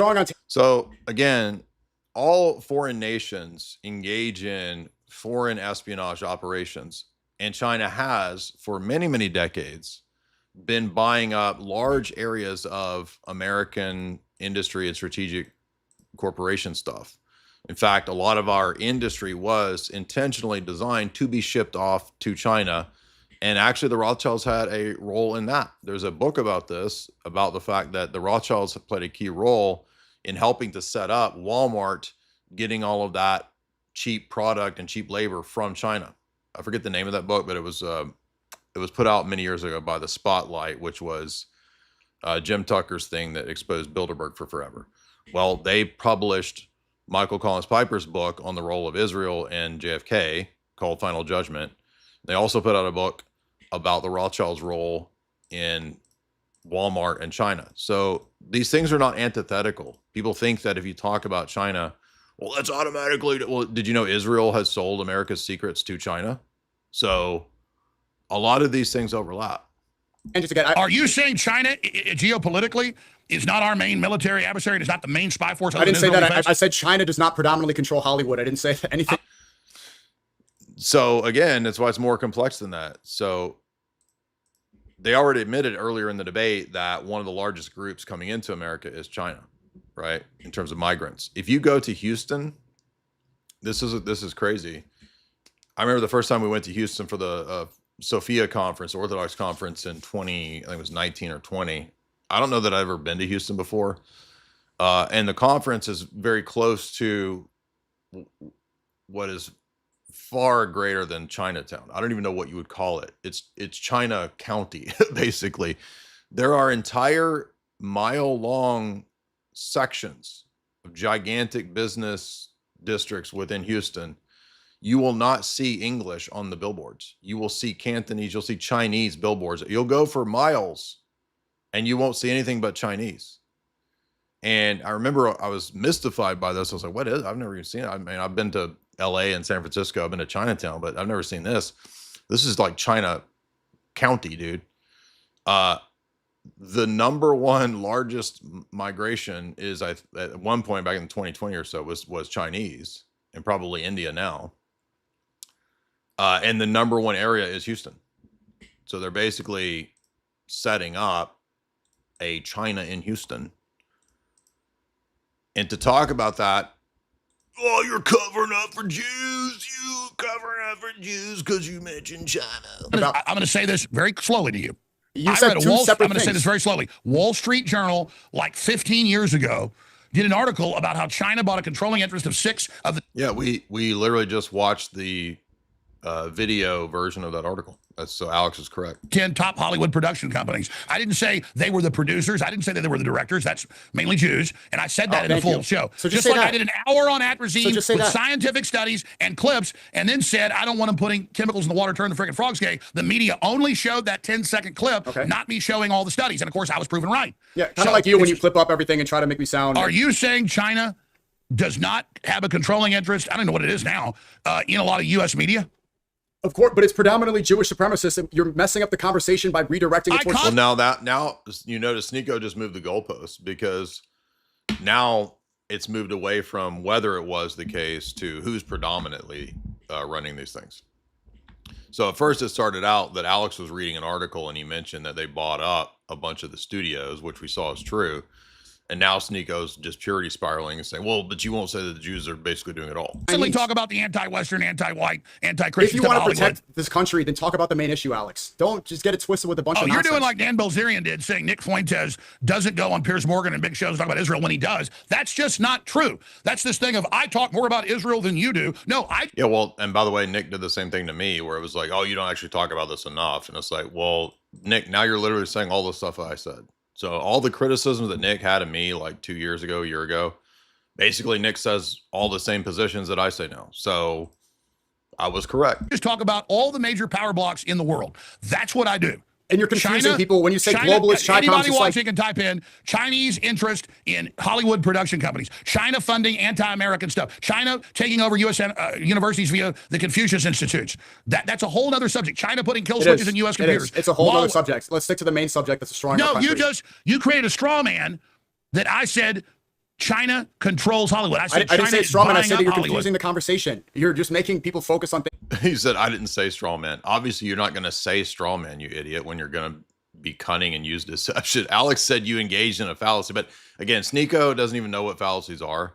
So even Alex just knowing like a couple fallacies has allowed him to completely, so far, dominate Sneako in this debate. Things that are not extremely important. The most important issue. No, I didn't bring up China in this conversation. You just did. You brought up a million things in 5 seconds because you don't want to stick to one topic because you just want to misdirect the entire time. You're not controlling the debate is what's happening here. Well, the debate is about you calling for my deportation. The debate is about you called for my deportation. By the way, reminder, according to Orthodox Muslim, he says he can arrange me to debate him on Sneako, on Sneako's thing, wherever Sneako does his stuff. I don't know where, but so that might happen next week. I don't even know if this guy actually knows Sneako or not. It could just be, who knows, but he said he wants to debate Trinity in the Old Testament and Messianic prophecies. And I'm like, you want to debate our position? I mean, this will be a first. Muslims never want to debate our positions. They always want to debate Quran, Bible contradiction. So I don't know why he would accept that debate. Maybe he's just needing some attention. But we all remember the last time I debated on Sneako's channel.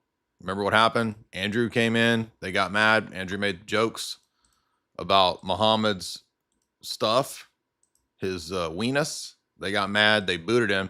They asked me to come on and do the rest of the debate. And it was pretty much seems like the end of Muslim Lantern's debating career. He was a rising Dawa hot star.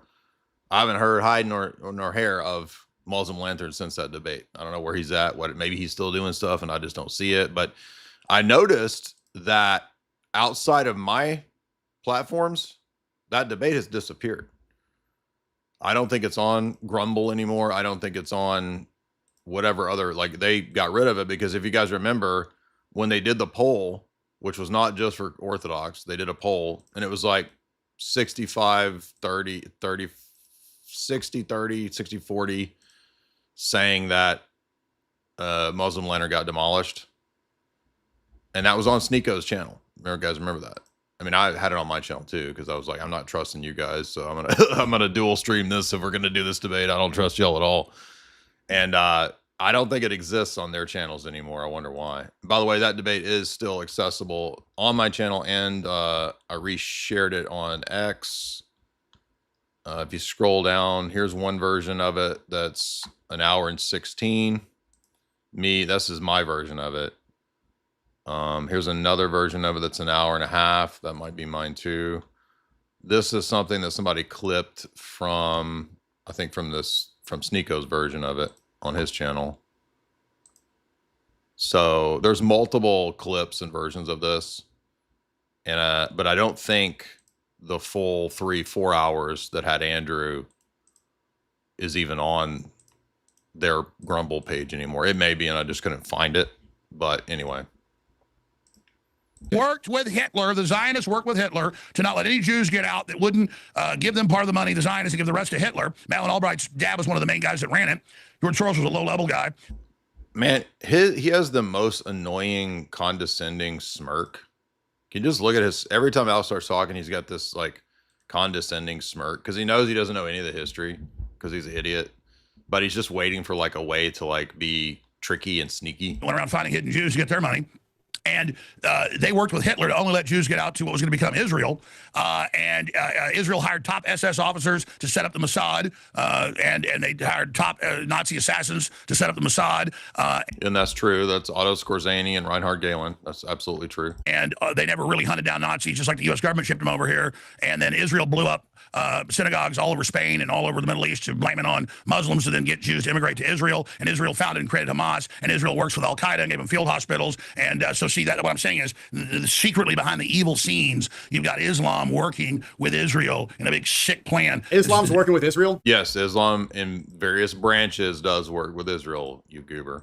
Yeah, not Iran.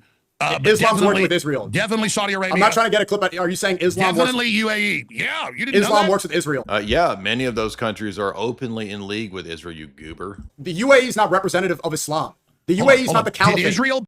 Yeah, he's talking about Islamic countries and sectors of Islam, not the entire religion. But by the way, the entire religion, according to many of the rabbis, is absolutely a version of Judaism. They call it the broom of Judaism. And we played that clip many times, countless rabbis saying they have no problem with Islam in terms of the way that it affects the Western countries, especially the Christian countries. Doesn't mean that they like it or that they're totally on board with it, but they don't have a problem with it going forth and screwing up who they perceive to be the enemy, Christianity or Rome or Edom. Back Al-Qaeda in Syria. Islam is not working with Israel. Islam is a again, sectors of Islam are absolutely in league with Israel. Countless Mossad heads, Netanyahu himself has talked about funding and aiding Hamas. They've talked about funding ISIS. We all know Timber Sycamore was just declassified. That was the CIA and Mossad co-plan, working together with not just Islam, but also the Muslim Brotherhood and all types of sects to overthrow Assad. Timber Sycamore. I was writing about Timber Sycamore before we knew the name of it because it wasn't declassified what the name was, but it was obvious that it was going on. Here's the New York Times. $1 billion program to overthrow Assad using ISIS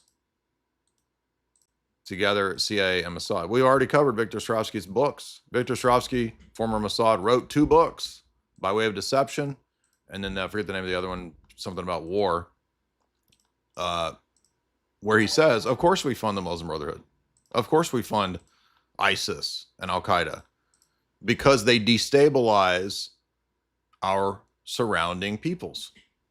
He says, we would prefer a destabilized series of neighbors that we can control and manage the chaos versus surrounding Islamic countries rising up and being a significant challenge. It also gives, as we said with John Kiriakou when we did that interview, I said, John, you've been in the Middle East, you understand the situation. Is it accurate to say that Israel prefers destabilized groups around them because it also gives them a victim status that they can say, look, we're surrounded by enemies, give us everything? And he said, of course. We've covered this a zillion times, but you don't talk about Zionism and you won't talk about, dude, I'm the person that was talking about Mossad books before anyone else was. I was reading Mossad books before any of these people were.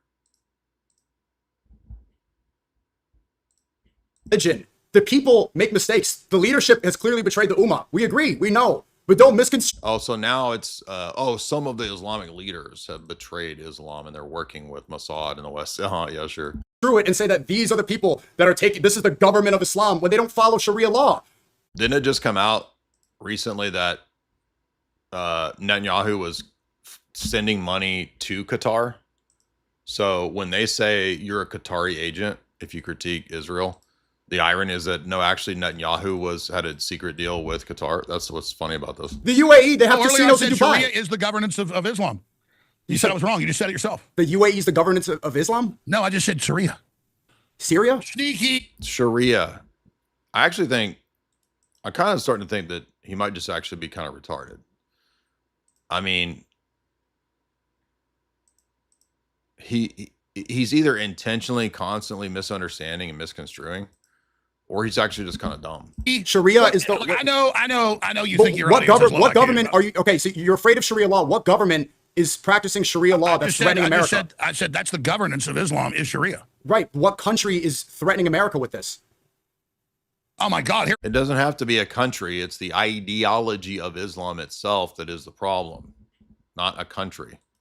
In Austin, they handed out Qurans and had little girls wear hijabs without parents knowing and said you need to adopt Sharia. Handing out Qurans is a. They're the city councils trying to get Sharia. They have their own police forces in Michigan that were popping up saying Sharia. You said don't tell your story. I'm going to tell it. My wife was at HEB at like 9 o'clock at night a couple months ago, and a Muslim in a nightgown, wearing the traditional outfit, comes up and says, "You should not be out at night. You could get," and like got in her face and was yelling at my wife. I mean, I can show you 100 videos in the UK where they're bitching and saying, "Don't bring your dog to the park," and the liberals go, "Yes, we need to ban dogs. The Muslims don't like you." I don't trust anybody who doesn't like dogs. Sneako, what do you think of dogs? I like dogs. Like, Alex, do you want to have Then you're not a good Muslim. The whole point of this conversation was that you are violating what Muhammad said. Unless a dog is used for sheep herding, it is not halal. It is bad. I want you to reject Islam right now. I want you to get a nice French bulldog. Okay. You can have a dog. It just doesn't need to be in the house licking your face in your bed. Just keep it outside. You can have a dog. If you want to know about Islam. The whole point of this... I just told you I know about Islam. Okay, I just said... This is kind of... I mean, what did you... And here's one of those examples, as I mentioned. This is former Mossad head right here talking about supporting radical Islam to overthrow Assad. Has been treating wounded Syrian rebel fighters in its hospitals on the border, including fighters from Nusra Front. Aiding them, I should say here. Al-Qaeda proxy in Syria. Do those reports worry you that Israel's helping wounded Al-Qaeda aligned fighters? As I said before, in a different context, it's always useful also to deal with your enemies in a humane way. And I think that when you have people who are wounded and you can deal with them in a humane way, the considerations as to whether to take them in are not simply whether it's politically useful or whether it's politically So it's purely humanitarian, you say. So there's no tactical or political strategic... I didn't say there's no tactical. I said the main consideration, the immediate consideration is humane. But the tactical issues involved, I mean, you know better than me the phrase blowback. You don't think there's going to be blowback against Israel if you get into bed with a group like Nusra Front? No, I don't think so. I don't think there's going to be blowback. Why? Because I think that, unfortunately, the rules of the game in Syria are such that you can do anything that is not possible to be done anywhere else. Yeah, I think people said that in Afghanistan too. Would you also treat Hezbollah fighters? No. So there you go. Another example. There's many. You just go watch if you don't want to read Victor Ostrovsky's book, just listen to his talk on C-SPAN on YouTube. Saying Joe Rogan, I'm kind of retarded. Like, this is kind of retarded right now. No, that was me quoting Socrates. Was it Aristotle? I know that I know nothing. Okay. We're going all over the place. The whole point of this was that you called for my deportation because you're upset about what I said. And you asked a question and you went on a million tangents. You said, why did you say that you want people to become Muslim? For the same reason you say every knee will bow, every tongue confess. You want people to have goodness. I don't want to force anybody. I don't want to spread it by the sword. You said every... Now he's changed it from whether Islam teaches these stages of conversion and forced conversion, etc., and the jizya and all that. Now Sneako again moved the goalpost to say, I don't want to do that. I'm not doing that. That's not... The question is, does your religion teach that? You're supposed to. And you said in your video, we are going to take over. So he's just a total liar. House will be under this. Inshallah. Inshallah. God willing, people will know the truth. This is the same statement. I like you. You have big balls. Turn the freaking frogs gay. That's from Team America. He goes, I saw him drop fire on my goats. That's when I knew I'd do a jihad on their ass. I mean, like, Al, do you be real for a second? I mean, you're a funny guy. Do you want to make a change? Like, do you want to use your platform for good? I think I'm gonna be like Muhammad and have 30 black dudes ride me. You don't even know what you're talking about if you don't want to make stupid insults. This is like saying that the Holy Spirit was gonna astaghfirullah come on the Virgin Mary because you don't know how to translate or read it properly. You said it, you read it twice. You don't know anything about Islam, bro. You don't know what jihad meant. I'll tell you about it if you want to know. Did you know that? No, he actually did. He just used the third stage of jihad, and because it didn't explain all the stages of jihad, Sneako's acting like you don't even know what jihad is. No, actually, you don't. I actually think probably Sneako doesn't know. Oh, so under Islam, did you know that Jesus was does Messiah? It say in the writings that if you are a herder and there is no woman, you may take a sheep or a boy? I mean, do they have the thing of the dancing boys in Islam? You read the Quran on Facebook from Boomer Slop that programs evangelicals. Boomer Slop. Boomer Slop. Yeah, the boomers that are in mega churches saying God bless those. those. Did the CIA, did the mayors put all these mayors in Afghanistan? You can interrupt me the whole time. You can interrupt me the whole time. This is the same Boomer Slop that convinces Americans that convinces Americans that God must bless those that bless the state of Israel. This is what Mike Huckabee is saying. They're saying, Alex actually doesn't believe that and didn't make that argument. So this is a genetic fallacy. So even if Alex got this argument from evangelicals or from Boomer Slop memes, which I don't think that he did, but even if he did, that wouldn't mean that the argument is false. So again, Sneako is just a fallacy factor. He's like a machine gun of fallacies. Has no idea what he's talking about. The question is, yeah, but is this actually in the Quran or in the Hadiths? Not what's the source of it, Boomer Slop. I don't believe that. That's not the Bible. Ted Cruz is posting about the IDF on July 4th. Clearly, the influence is coming from one place. Clearly, Netanyahu and all of them said in Huckabee that we owe Israel our existence, and all that's not true. I covered it all. Okay, and the American government, people. So, and again, these are all deflections because even if Alex was a Zio freak, like what would that have to do with the argument about what's in the Quran? I mean, David Wood is an insane Zio freak, but David Wood makes many arguments that are true against Islam, against the Quran. So the other positions that you hold have nothing to do with whether the argument at the point that you're making right now, whether it's true or false. So this is, again, and you know, if you've done 10 years of debates with Muslims like we have almost, you notice that this is all they ever do is this very low tier deflecting into just constant genetic fallacies, constant either ors, constant non sequiturs, constant tu quoques. They just cannot do basic argumentation. I'm trying to think of any Muslims that can even, like, maybe Jake can at least understand and recognize fallacies. I'm not saying Jake is that great of a debater, but he's probably their best. He's better than Hikichu. Because even Hakikachu can't even like recognize fallacies and at least try to avoid them. Like Randy Finder saying ban Islam. Laura Loomer Jigsaw. This lady is saying ban Islam. Why are I heard you and Laura. What does that have to do with whether, again, genetic fallacies? The fact that Laura Loomer is an insane Zionist has nothing to do with whether the arguments are true or false. Laura Loomer, I heard you and Laura Loomer might be dating soon. There's no way you're even a serious person. Like, would you? I like that the way Alex handles this is to just constantly throw in like trolling jokes, right? Because it's not a serious debate. Oh, I'm not a serious person? You do it. That's pretty good. That's pretty good. That's pretty good. Look, I don't know if Laura that has aura. That has aura. Become Muslim. Abdul Alex Jones. Inshallah, Alex Jones is Muslim. Will you wear the burqa again? I saw you in that latest video where you're like wearing it like a woman. It's a scarf. It's a scarf. It's wearing it like a woman. It's not a hijab. Also, how do nuns dress? You're like insulting the hijab. Trump is posting kindergarten girls. Those are women that are chastened that have decided to go into that life. Yeah. So are the hijabi girls. Oh, they want to. Oh, so in Saudi Arabia, women don't have to wear the hijabs? Yeah. Well, since the crown prince started reform. Yeah. Yeah. It's a choice. Yeah. So no, wait a minute. So now it is a choice. But so are you saying that Saudi Arabia was wrong when it wasn't a choice, but now it is a choice, so therefore it's good? I mean, it just shows you how silly this is. And by the way, great video on an angle that most people miss in terms of refuting Islam is our buddy Kyle did an interview with our other buddy Kai from Orthodox Shahada. And Kai had a phase when he was in college where he got really interested in Islam. And he studied it, and I don't remember for how long, a couple of years, something like that. And he went to mosque for a while.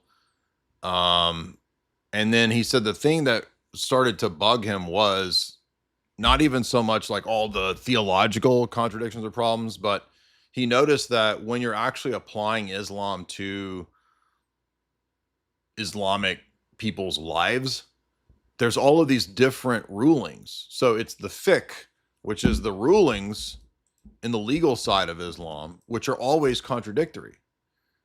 Because you could have one school of Islamic ruling giving one thing that you do in prayer, and then another school over here says something totally contradictory. So if Allah wants unanimity and it's all about Allah and all of Islam being one, why would they be so divided on basic principles of practice?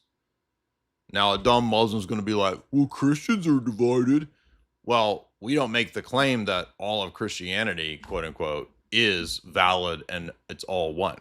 We think that there's tons of sects, sectarians, and groups. But Islam makes the claim that it is specifically and especially one in a way that somehow proves Islam. Oh, but you see, we are one. We have this unity that no one else possesses, and this is one of the strengths of Islam. Well, if you listen to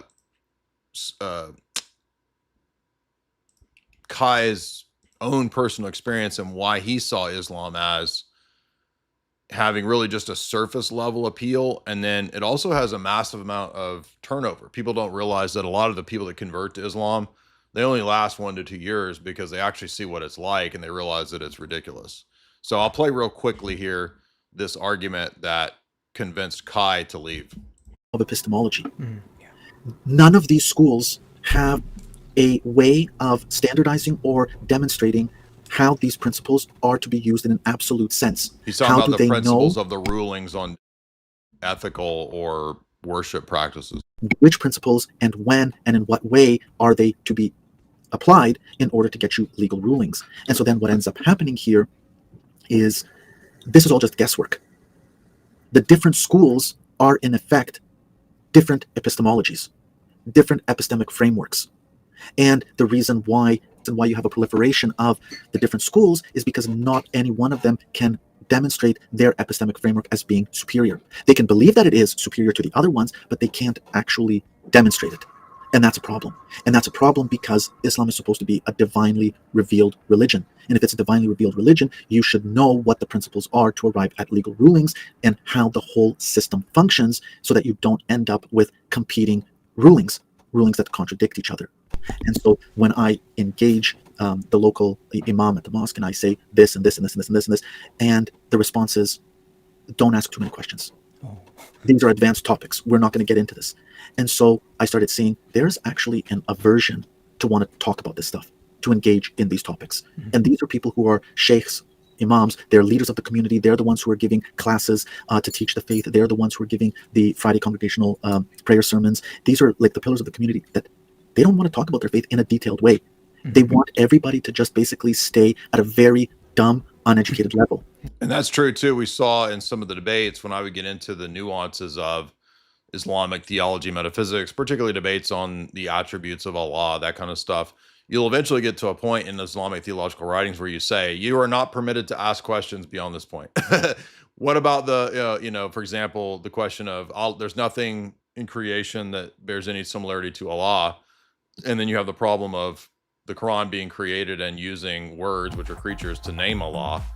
And then it's like, well, how do we name Allah with created phrases and terms and concepts, but no creature bears any resemblance at all to Allah? And eventually you get to the point where many of the, imams and theologians have said, it is not permitted to ask questions beyond this point. Do not ask. They choose to wear it. It's not a trash bag that they force people to wear. Women can choose to dress modestly. That's not true. Again, Sneako's lying because he just admitted that the law changed. So even according to what he's arguing in Saudi Arabia, it wasn't prior to the recent reform optional. It was mandatory. And now he's acting like because the law in Saudi Arabia changed that, well, see, it's not mandatory. But it was before that, you idiot. Mom, her word isn't taken as half of that as a man? her word is not taken half. You want to be a woman's word in court is taken as half as strong as a man's. Well, I mean, look at the West. You're complaining about the demographics being changed. Happy wife, happy life. How's that going? What's your birth rate looking like? That's a tu quoque, because Alex made a specific point about in fiqh, in legal rulings that we just talked about with Kai, that Islam is kind of, again, all over the place. It's crazy. So I don't think Alex is, I'm not dissing Alex. I'm saying I don't think he's aware of the fact that there's actually not one type of Islamic ruling. Just like they have many akidas or schools of theology, they also have many schools of jurisprudence. And so it's an overlooked problem in Islam, because if Allah wants everybody to be one, how come they can't have basic ideas about, for example, well, what counts as being shirk? What counts as idolatry? Muslims kill each other over this point, and they're supposed to be united. But as you guys know, Salafis believe Allah has a body, Allah has a shin, Allah laughs. And then you've got other Sunnis who think that that is shirk, that's idolatry, because it's violating the principle that there's nothing that's in the created order that's like Allah. Well, creation is defined by being a body, something extended in space. How can Allah have a body if Allah is not like creation? It's just stupid, right? It's the stuff that we've seen Jake and people argue forever. So they kill each other over these rulings, but then they act like, to dumb Westerners, we are united. We have the one faith. We are all on the same page. We are together. How's feminism? How's liberalism going on? You want to protect America? How's that going for the white race Hey, right you now? got the liberal women. So now, again, it's Sneako's exposing that he actually does really hate people in the West, and he hates the country, and he hates white Christians, etc. Which he says earlier that, oh, he loves them. I love you. I want you to believe and know the truth. And now he's laughing and smirking about the devastation of liberalism in the West. Supporting you.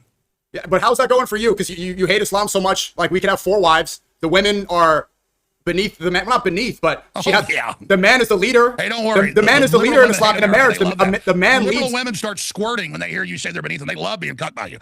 They're just, here's the thing, the West has been too nice to women to the extreme. So yeah, but you have no solution. But you have no solution to it. Tell the. Actually, Sneako has a point here, though, which is that, again, classical liberalism is not going to be a solution. There's no solution in classical liberalism here. So, I mean, I'm not saying I agree with Sneako's Islam, but Sneako's not even smart enough to know that he could actually critique Alex's classical liberalism here. Tell the white liberal blue-haired women, tell them you're beneath me, and they're just going to have orgasms, just go, oh, God, yeah. Like Blair White. Like, look, you have no solution to it. I mean, you're afraid of the hijab so much, but your birth rate's declining. Feminism's everywhere. There's more atheists than Christians in America. They don't practice any Christian values. Yeah, by the way, Sneako, even according to you, who are the people groups that have primarily promoted all these things you're bitching about? It's not Christians. Maybe people like the Rothschilds, like they're behind a lot of this. So the very thing that you were critiquing earlier is actually the source of the stuff that you're bitching about right now, but you're actually blaming Western Christians, right? And to a degree, actually evangelical Protestant people do share in that blame. So, this is the point where I think Alex in this discussion, there's a weak point in classical liberal Protestant ideology here. I got 4 children. And I think I'm gonna have probably 4 more, so don't worry. That's great. Most of them don't, because liberalism is rampant. Because you guys are so afraid of Islam. I live by what I say. In fact, that's it. I'm having at least 10 more. But I admire Elon having 100 kids. The majority of Western people that follow you, and the majority of the people that are afraid of Islam, they don't. Conservative values are decaying everywhere. Yeah, because they're too busy watching football and living in their own world. Please don't equate. Yeah, but again, that's also the Protestant liberal ethos and the classical liberal Enlightenment ethos. So, although obviously Sneako is not winning this debate, on this point of classical liberalism, he gets an accidental point because, again, he's not smart enough to actually know what he's critiquing. The average, brain dead Westerner, what color they are, with me. Okay, so what's the solution? Because Sharia law you're so afraid of. How are you going to... By the way, that's a great point in the chat. I mean, Sneako is totally a Westerner. I mean, Sneako literally has adopted every couple of years a different position, a different trend that he rides. So you're literally the most Western consumerist in your approach to these questions, Sneako. Solve this birth rate. Man, all I know is I've been to Europe, I've been to London, I've been all over, and I've seen how the Muslims behave. I mean, I remember going to London like 20 years ago. I've been there before that. And I would just be shooting video of Big Ben, and Muslims would walk by and say, you don't video me, you blah, blah, blah. And as soon as I went, F you, they were used to, cut British bowing down. They go, oh, God. And so... You had no answer to what I said. I asked you, how are you going to solve the birth rate problem? And you just have no answer. No, the answer is the great part is liberal leftists aren't having kids. Oh, wait, again, reminder to you guys, if you're in the audience, I will be at DebateCon, July 25, 26. That is right here. You can use the promo code 20 from Jay to get 20% off. If you want to come to see me debate two Muslims, I'll be debating Naeem. Turns out he's the guy who actually called in. I didn't realize that, but he had called in, and he's the guy that believes that God the Father has a body. Now, he's not a Salafi like Jake because he believes in Quran only. So he's a kuffar from their perspective. And he thinks that God has a body, a very toned body. He looks good. So that will be one debate. And then I'll be debating Jake on whether Islam or Christianity is better for civilization. So get your tickets there. Also, we have the Ludwell Conference. This is the 4th Ludwell Conference. They've invited me to speak again here in Kentucky. If you want to get tickets to the Ludwell Conference, that is September 12th in Kentucky. Get your tickets here. We have, of course, the upcoming other debate cons. I will be at DebateCon 9 debating David Wood. 2 separate debates scheduled for that one in Orlando. I don't think he has the tickets and all that up yet. They will eventually be up. And then we'll have DebateCon 10. Still deciding on the location, and we think we pretty much nailed down 2 debates with Trent Horn. So those will be big ones. And then, of course, Rachel, Andrew, God Logic, IP, forget who, Destiny, I don't know.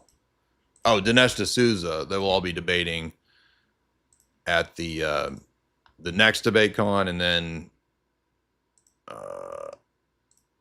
trying to remember. I have another. I think I have a debate coming up with an atheist in a couple days on Modern Day Debate. I forget that guy's name. He's like doing his grad work on ethics or something, which is interesting because most of the time when you debate people in this sphere that are atheists, or even in general, I don't think I ever even met anybody in my grad studies in philosophy or in college that were just focusing on ethics. So it's going to be interesting to see. I guess this is actually tomorrow. Yeah, so this will be tomorrow.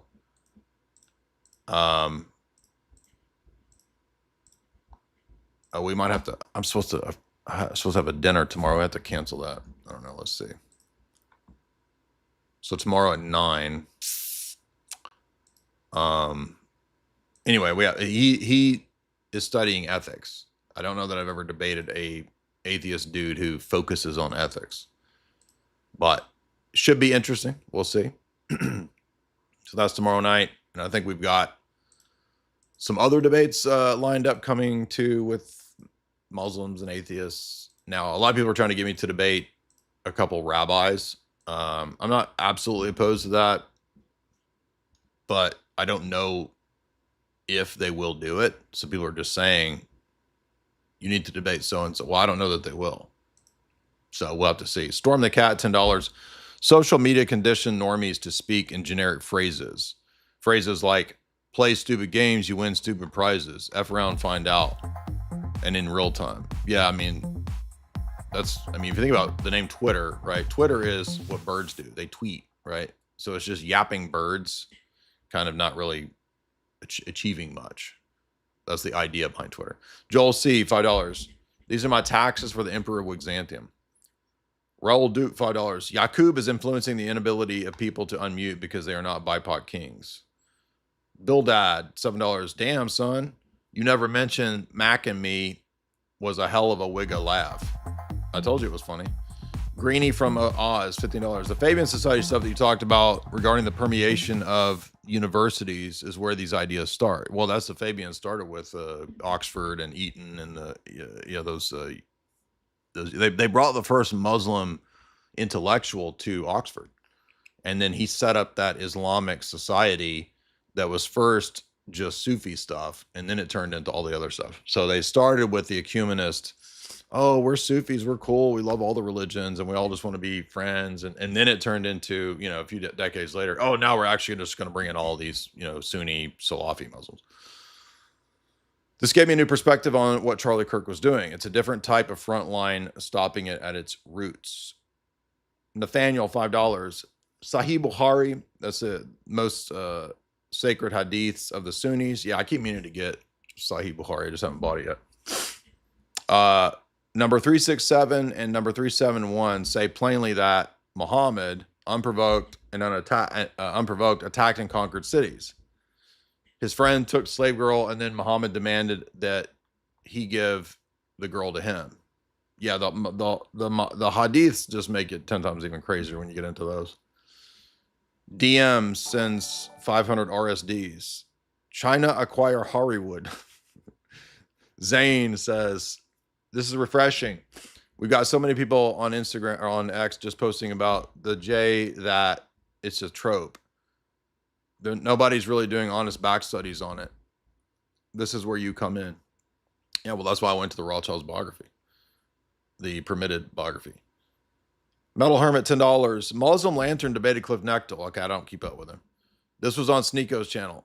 It was all the same points that he used, but it's funny because the Nechtels did very bad with their prot swap. Well, that's why that Muslim chick, whatever her name is, she brought the Nechtels on, and that went viral or semi-viral.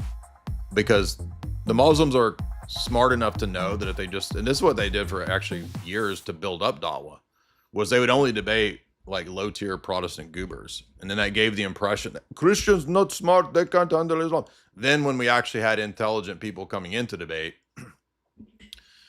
then Dawah online collapsed. Ha ha ha, hilarious, $50. Have you tried setting up a debate with Rabbi Mizrahi? I think a couple people have suggested this. So I'm open to that possibility. We do have, like, I've got 10 debates scheduled, dude. I mean, I'm not saying I won't do that. I'm just saying that we've got already 10 lined up, and 6 of those are in person, maybe 7 or 8. So people gonna have to get in line, dude. This will be funny because you've not debated actual rabbis. I think we did have 1 or 2 rabbis call in, so, but not in a formal way. Freaking Stoic, $20. I'm not sure why I got blocked, but here are some love tokens. Probably because you said something retarded, dude. That's usually why you get blocked. I mean, I'm just being honest with it. But sometimes I do misblock people, so maybe I blocked the wrong person. Q Street, $20. Jay, I was wondering if you give me the YouTube video where you did an overview or a response to what? The latest video on Bible Unveiled called Mind Unveiled. It's esoteric with symbology. Here is the link. I mean, I'll take a look at it, maybe. Oh, and then you give me a link here in the next super chat. I mean, I don't know what this is. I haven't seen it, but usually these kinds of like Gnostic esoteric channels, they're pretty low tier for the most part. They just kind of have a lot of like arbitrary ways that they approach. Oh, look, this kind of looks like a vagina. So therefore the Bible, in this Renaissance painting of the chalice, it sort of looks like a vagina. So the Bible is actually a Gnostic Pistis Sophia. It's like they just go crazy. It's all arbitrary. And they do a lot of word concept fallacies with symbols. That's usually what these sort of Gnostic esoteric channels do, but I'll take a look at it. Silat work, $5. Have you done a video on Isa or Lisa saying, baby, the day I die, I will be raised alive? You talking about Isa? You talking about Jesus? Because they call him Isha? I don't know what you're talking about there, man. Abstract, $5. When did China get secrets from Israel? I've read books on the Mossad selling secrets to Israel. I mean, to China.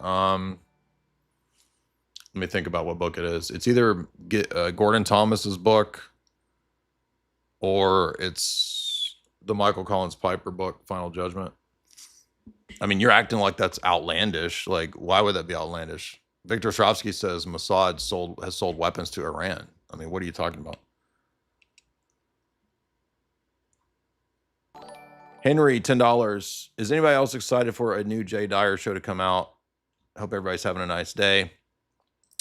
Well, I hope you guys are happy with the new interview we did with Nathan Apfel. Nathan is a cool guy. He went on Tucker and they did a interview about his documentary series. And he's Nathan's Protestant. He's a surf bro.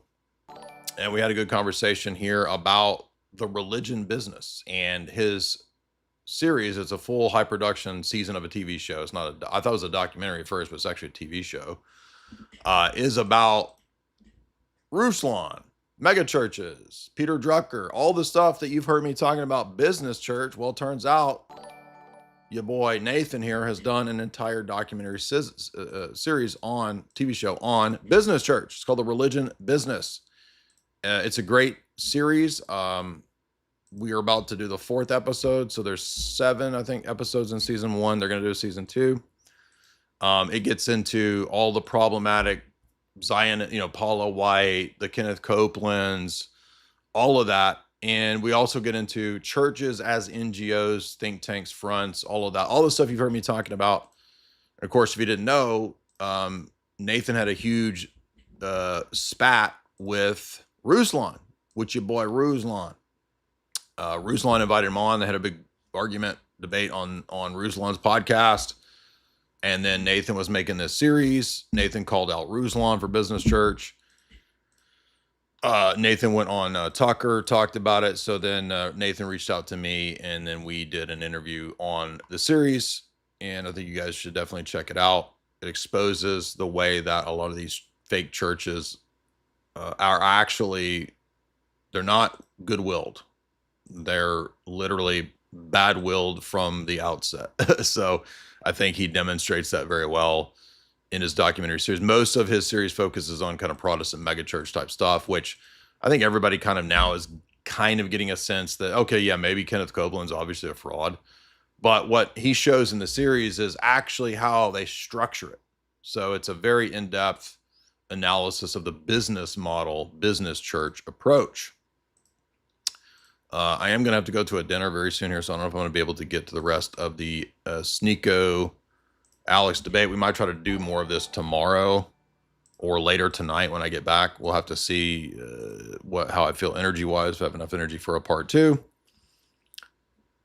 But Abstract says, no, I didn't think it was outlandish. I just wanted to know. I don't remember where I read. A lot of nuggets of detail. I don't remember which books they're in.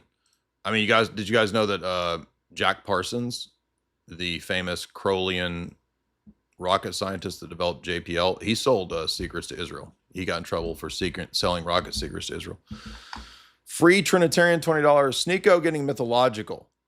It was his attempt to avoid J psyops, and he fell for it. Oh, you mean Islam? I mean, I don't know if you mean that you think Islam itself is a Jewish psyop. I wouldn't go that far.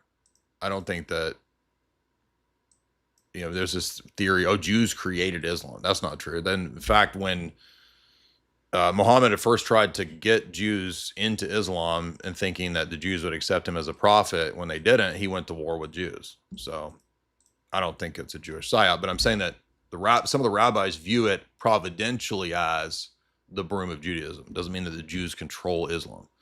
But I think some of them see it as kind of a version of the Noahide, right? So if you're a rabbinic person, then you think that Gentiles are supposed to be under the Noahide laws, and they could see Islam as kind of a version of that.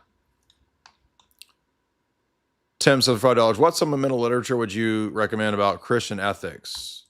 I mean, I think you just need to be Orthodox. So for us, there's not going to be like a separate book that you study for Christian ethics. It's going to be Orthodox ethics. So just get an Orthodox, Pomazanski's Orthodox Dogmatics.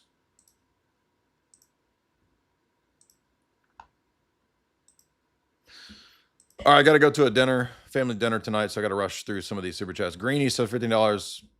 Australian Prime Minister set up a $500 million deal of Australian superannuated capital in India. This is an investment that the Australian economy has with India, but I'm just dumb. Okay, I didn't know about that. Phantasm gifted memberships. All right, what's up? Roll Duke $5. Yakub is influencing the ability of people to not unmute. No, we did that one. Excuse me. Chris says for $5, Sneako in the debate mentions India like it's a win. But there's, oh yeah, but there's actually lots of Muslims in India. Well, all of Pakistan is India, but Muslim. So yeah. Dre God, $5. The current Roman Catholic dogma expressed by the Pope supports all of these Muslim invaders. Absolutely. And it's not just Leo's private opinion. It's in Gaudium et Spes, which calls for chain migration, which is Vatican II document. And it's in Nostra Aetate that we all worship the same God, and in Lumen Gentium 16. Honestly, you are refreshing to listen to on all these issues. A lot of people just J-post and there's nothing into it. Yeah, exactly. To thee we sing gifted memberships. Appreciate that, man. Steve the Turd. Great name, dude. $5. Where do I learn about Islam? Just go watch all the debates. I mean, we've debated all the top Muslims for like the last 8 or 9 years. And go watch all those and you'll know all about Islam. Also, go to Orthodox Shahada. That's our buddies that make anti-Islamic Orthodox videos. Shepherd, $5. Sheep herder. You have 10 debates coming up? Yeah, and like in the rest of the year. What are you particularly stoked about? Well, I'm looking forward to debating Trent Horn. So that's probably the ones I'm most stoked for. The other ones are all going to be kind of low tier. So, I mean, dude, David Wood. Who actually thinks David Wood's going to be? He just learned about Orthodoxy like the other day. He's not going to be able to debate. Chetnik, $10. The KGB Kremlin funded Orthodox ninjas are checking in. Yes, exactly. Proving David Wood right. Freaking Trinitarian, $20. Sneako is getting mythological. No, we did that. Excuse me. Green Eyes, or no, Green from Oz, $31. I'm curious about the controlled opposition of Milner Fabian socialists. One search of our conservative leaders in Australia and find out they're Rhodes Scholars at Oxford. Well, that was the Milner Group's whole recruiting process. I asked ChatGPT and it said Rhodes Scholarships is a Milner Group meeting place. Yeah, they created the Rhodes Scholarship. So I don't know who you're talking about in terms of your elected person, but that would be a huge red flag for sure. That would, and I mean, the governing ideology of the English Commonwealth nations is Fabian socialism. That's why they all immediately push the CUF technocratic stuff. That's their ideology. I've been telling you guys this for over a decade because it was in the Quigley stuff, right? And now we have the Rupert Lowe guy going on Joe Rogan and saying all the stuff that I've been telling you guys. So exactly 100% spot on. All right, so I'm gonna have to go to a dinner. We might do the rest of this debate tonight and come back to open calls. I'm sorry for some of you that waited if you didn't get on. I might open it back up if I have enough energy tonight after dinner. Otherwise, remember to hit like and share, comment below. A lot of fun tonight. We need to do the rest of this debate, though, because it's super entertaining. Everybody have a good night.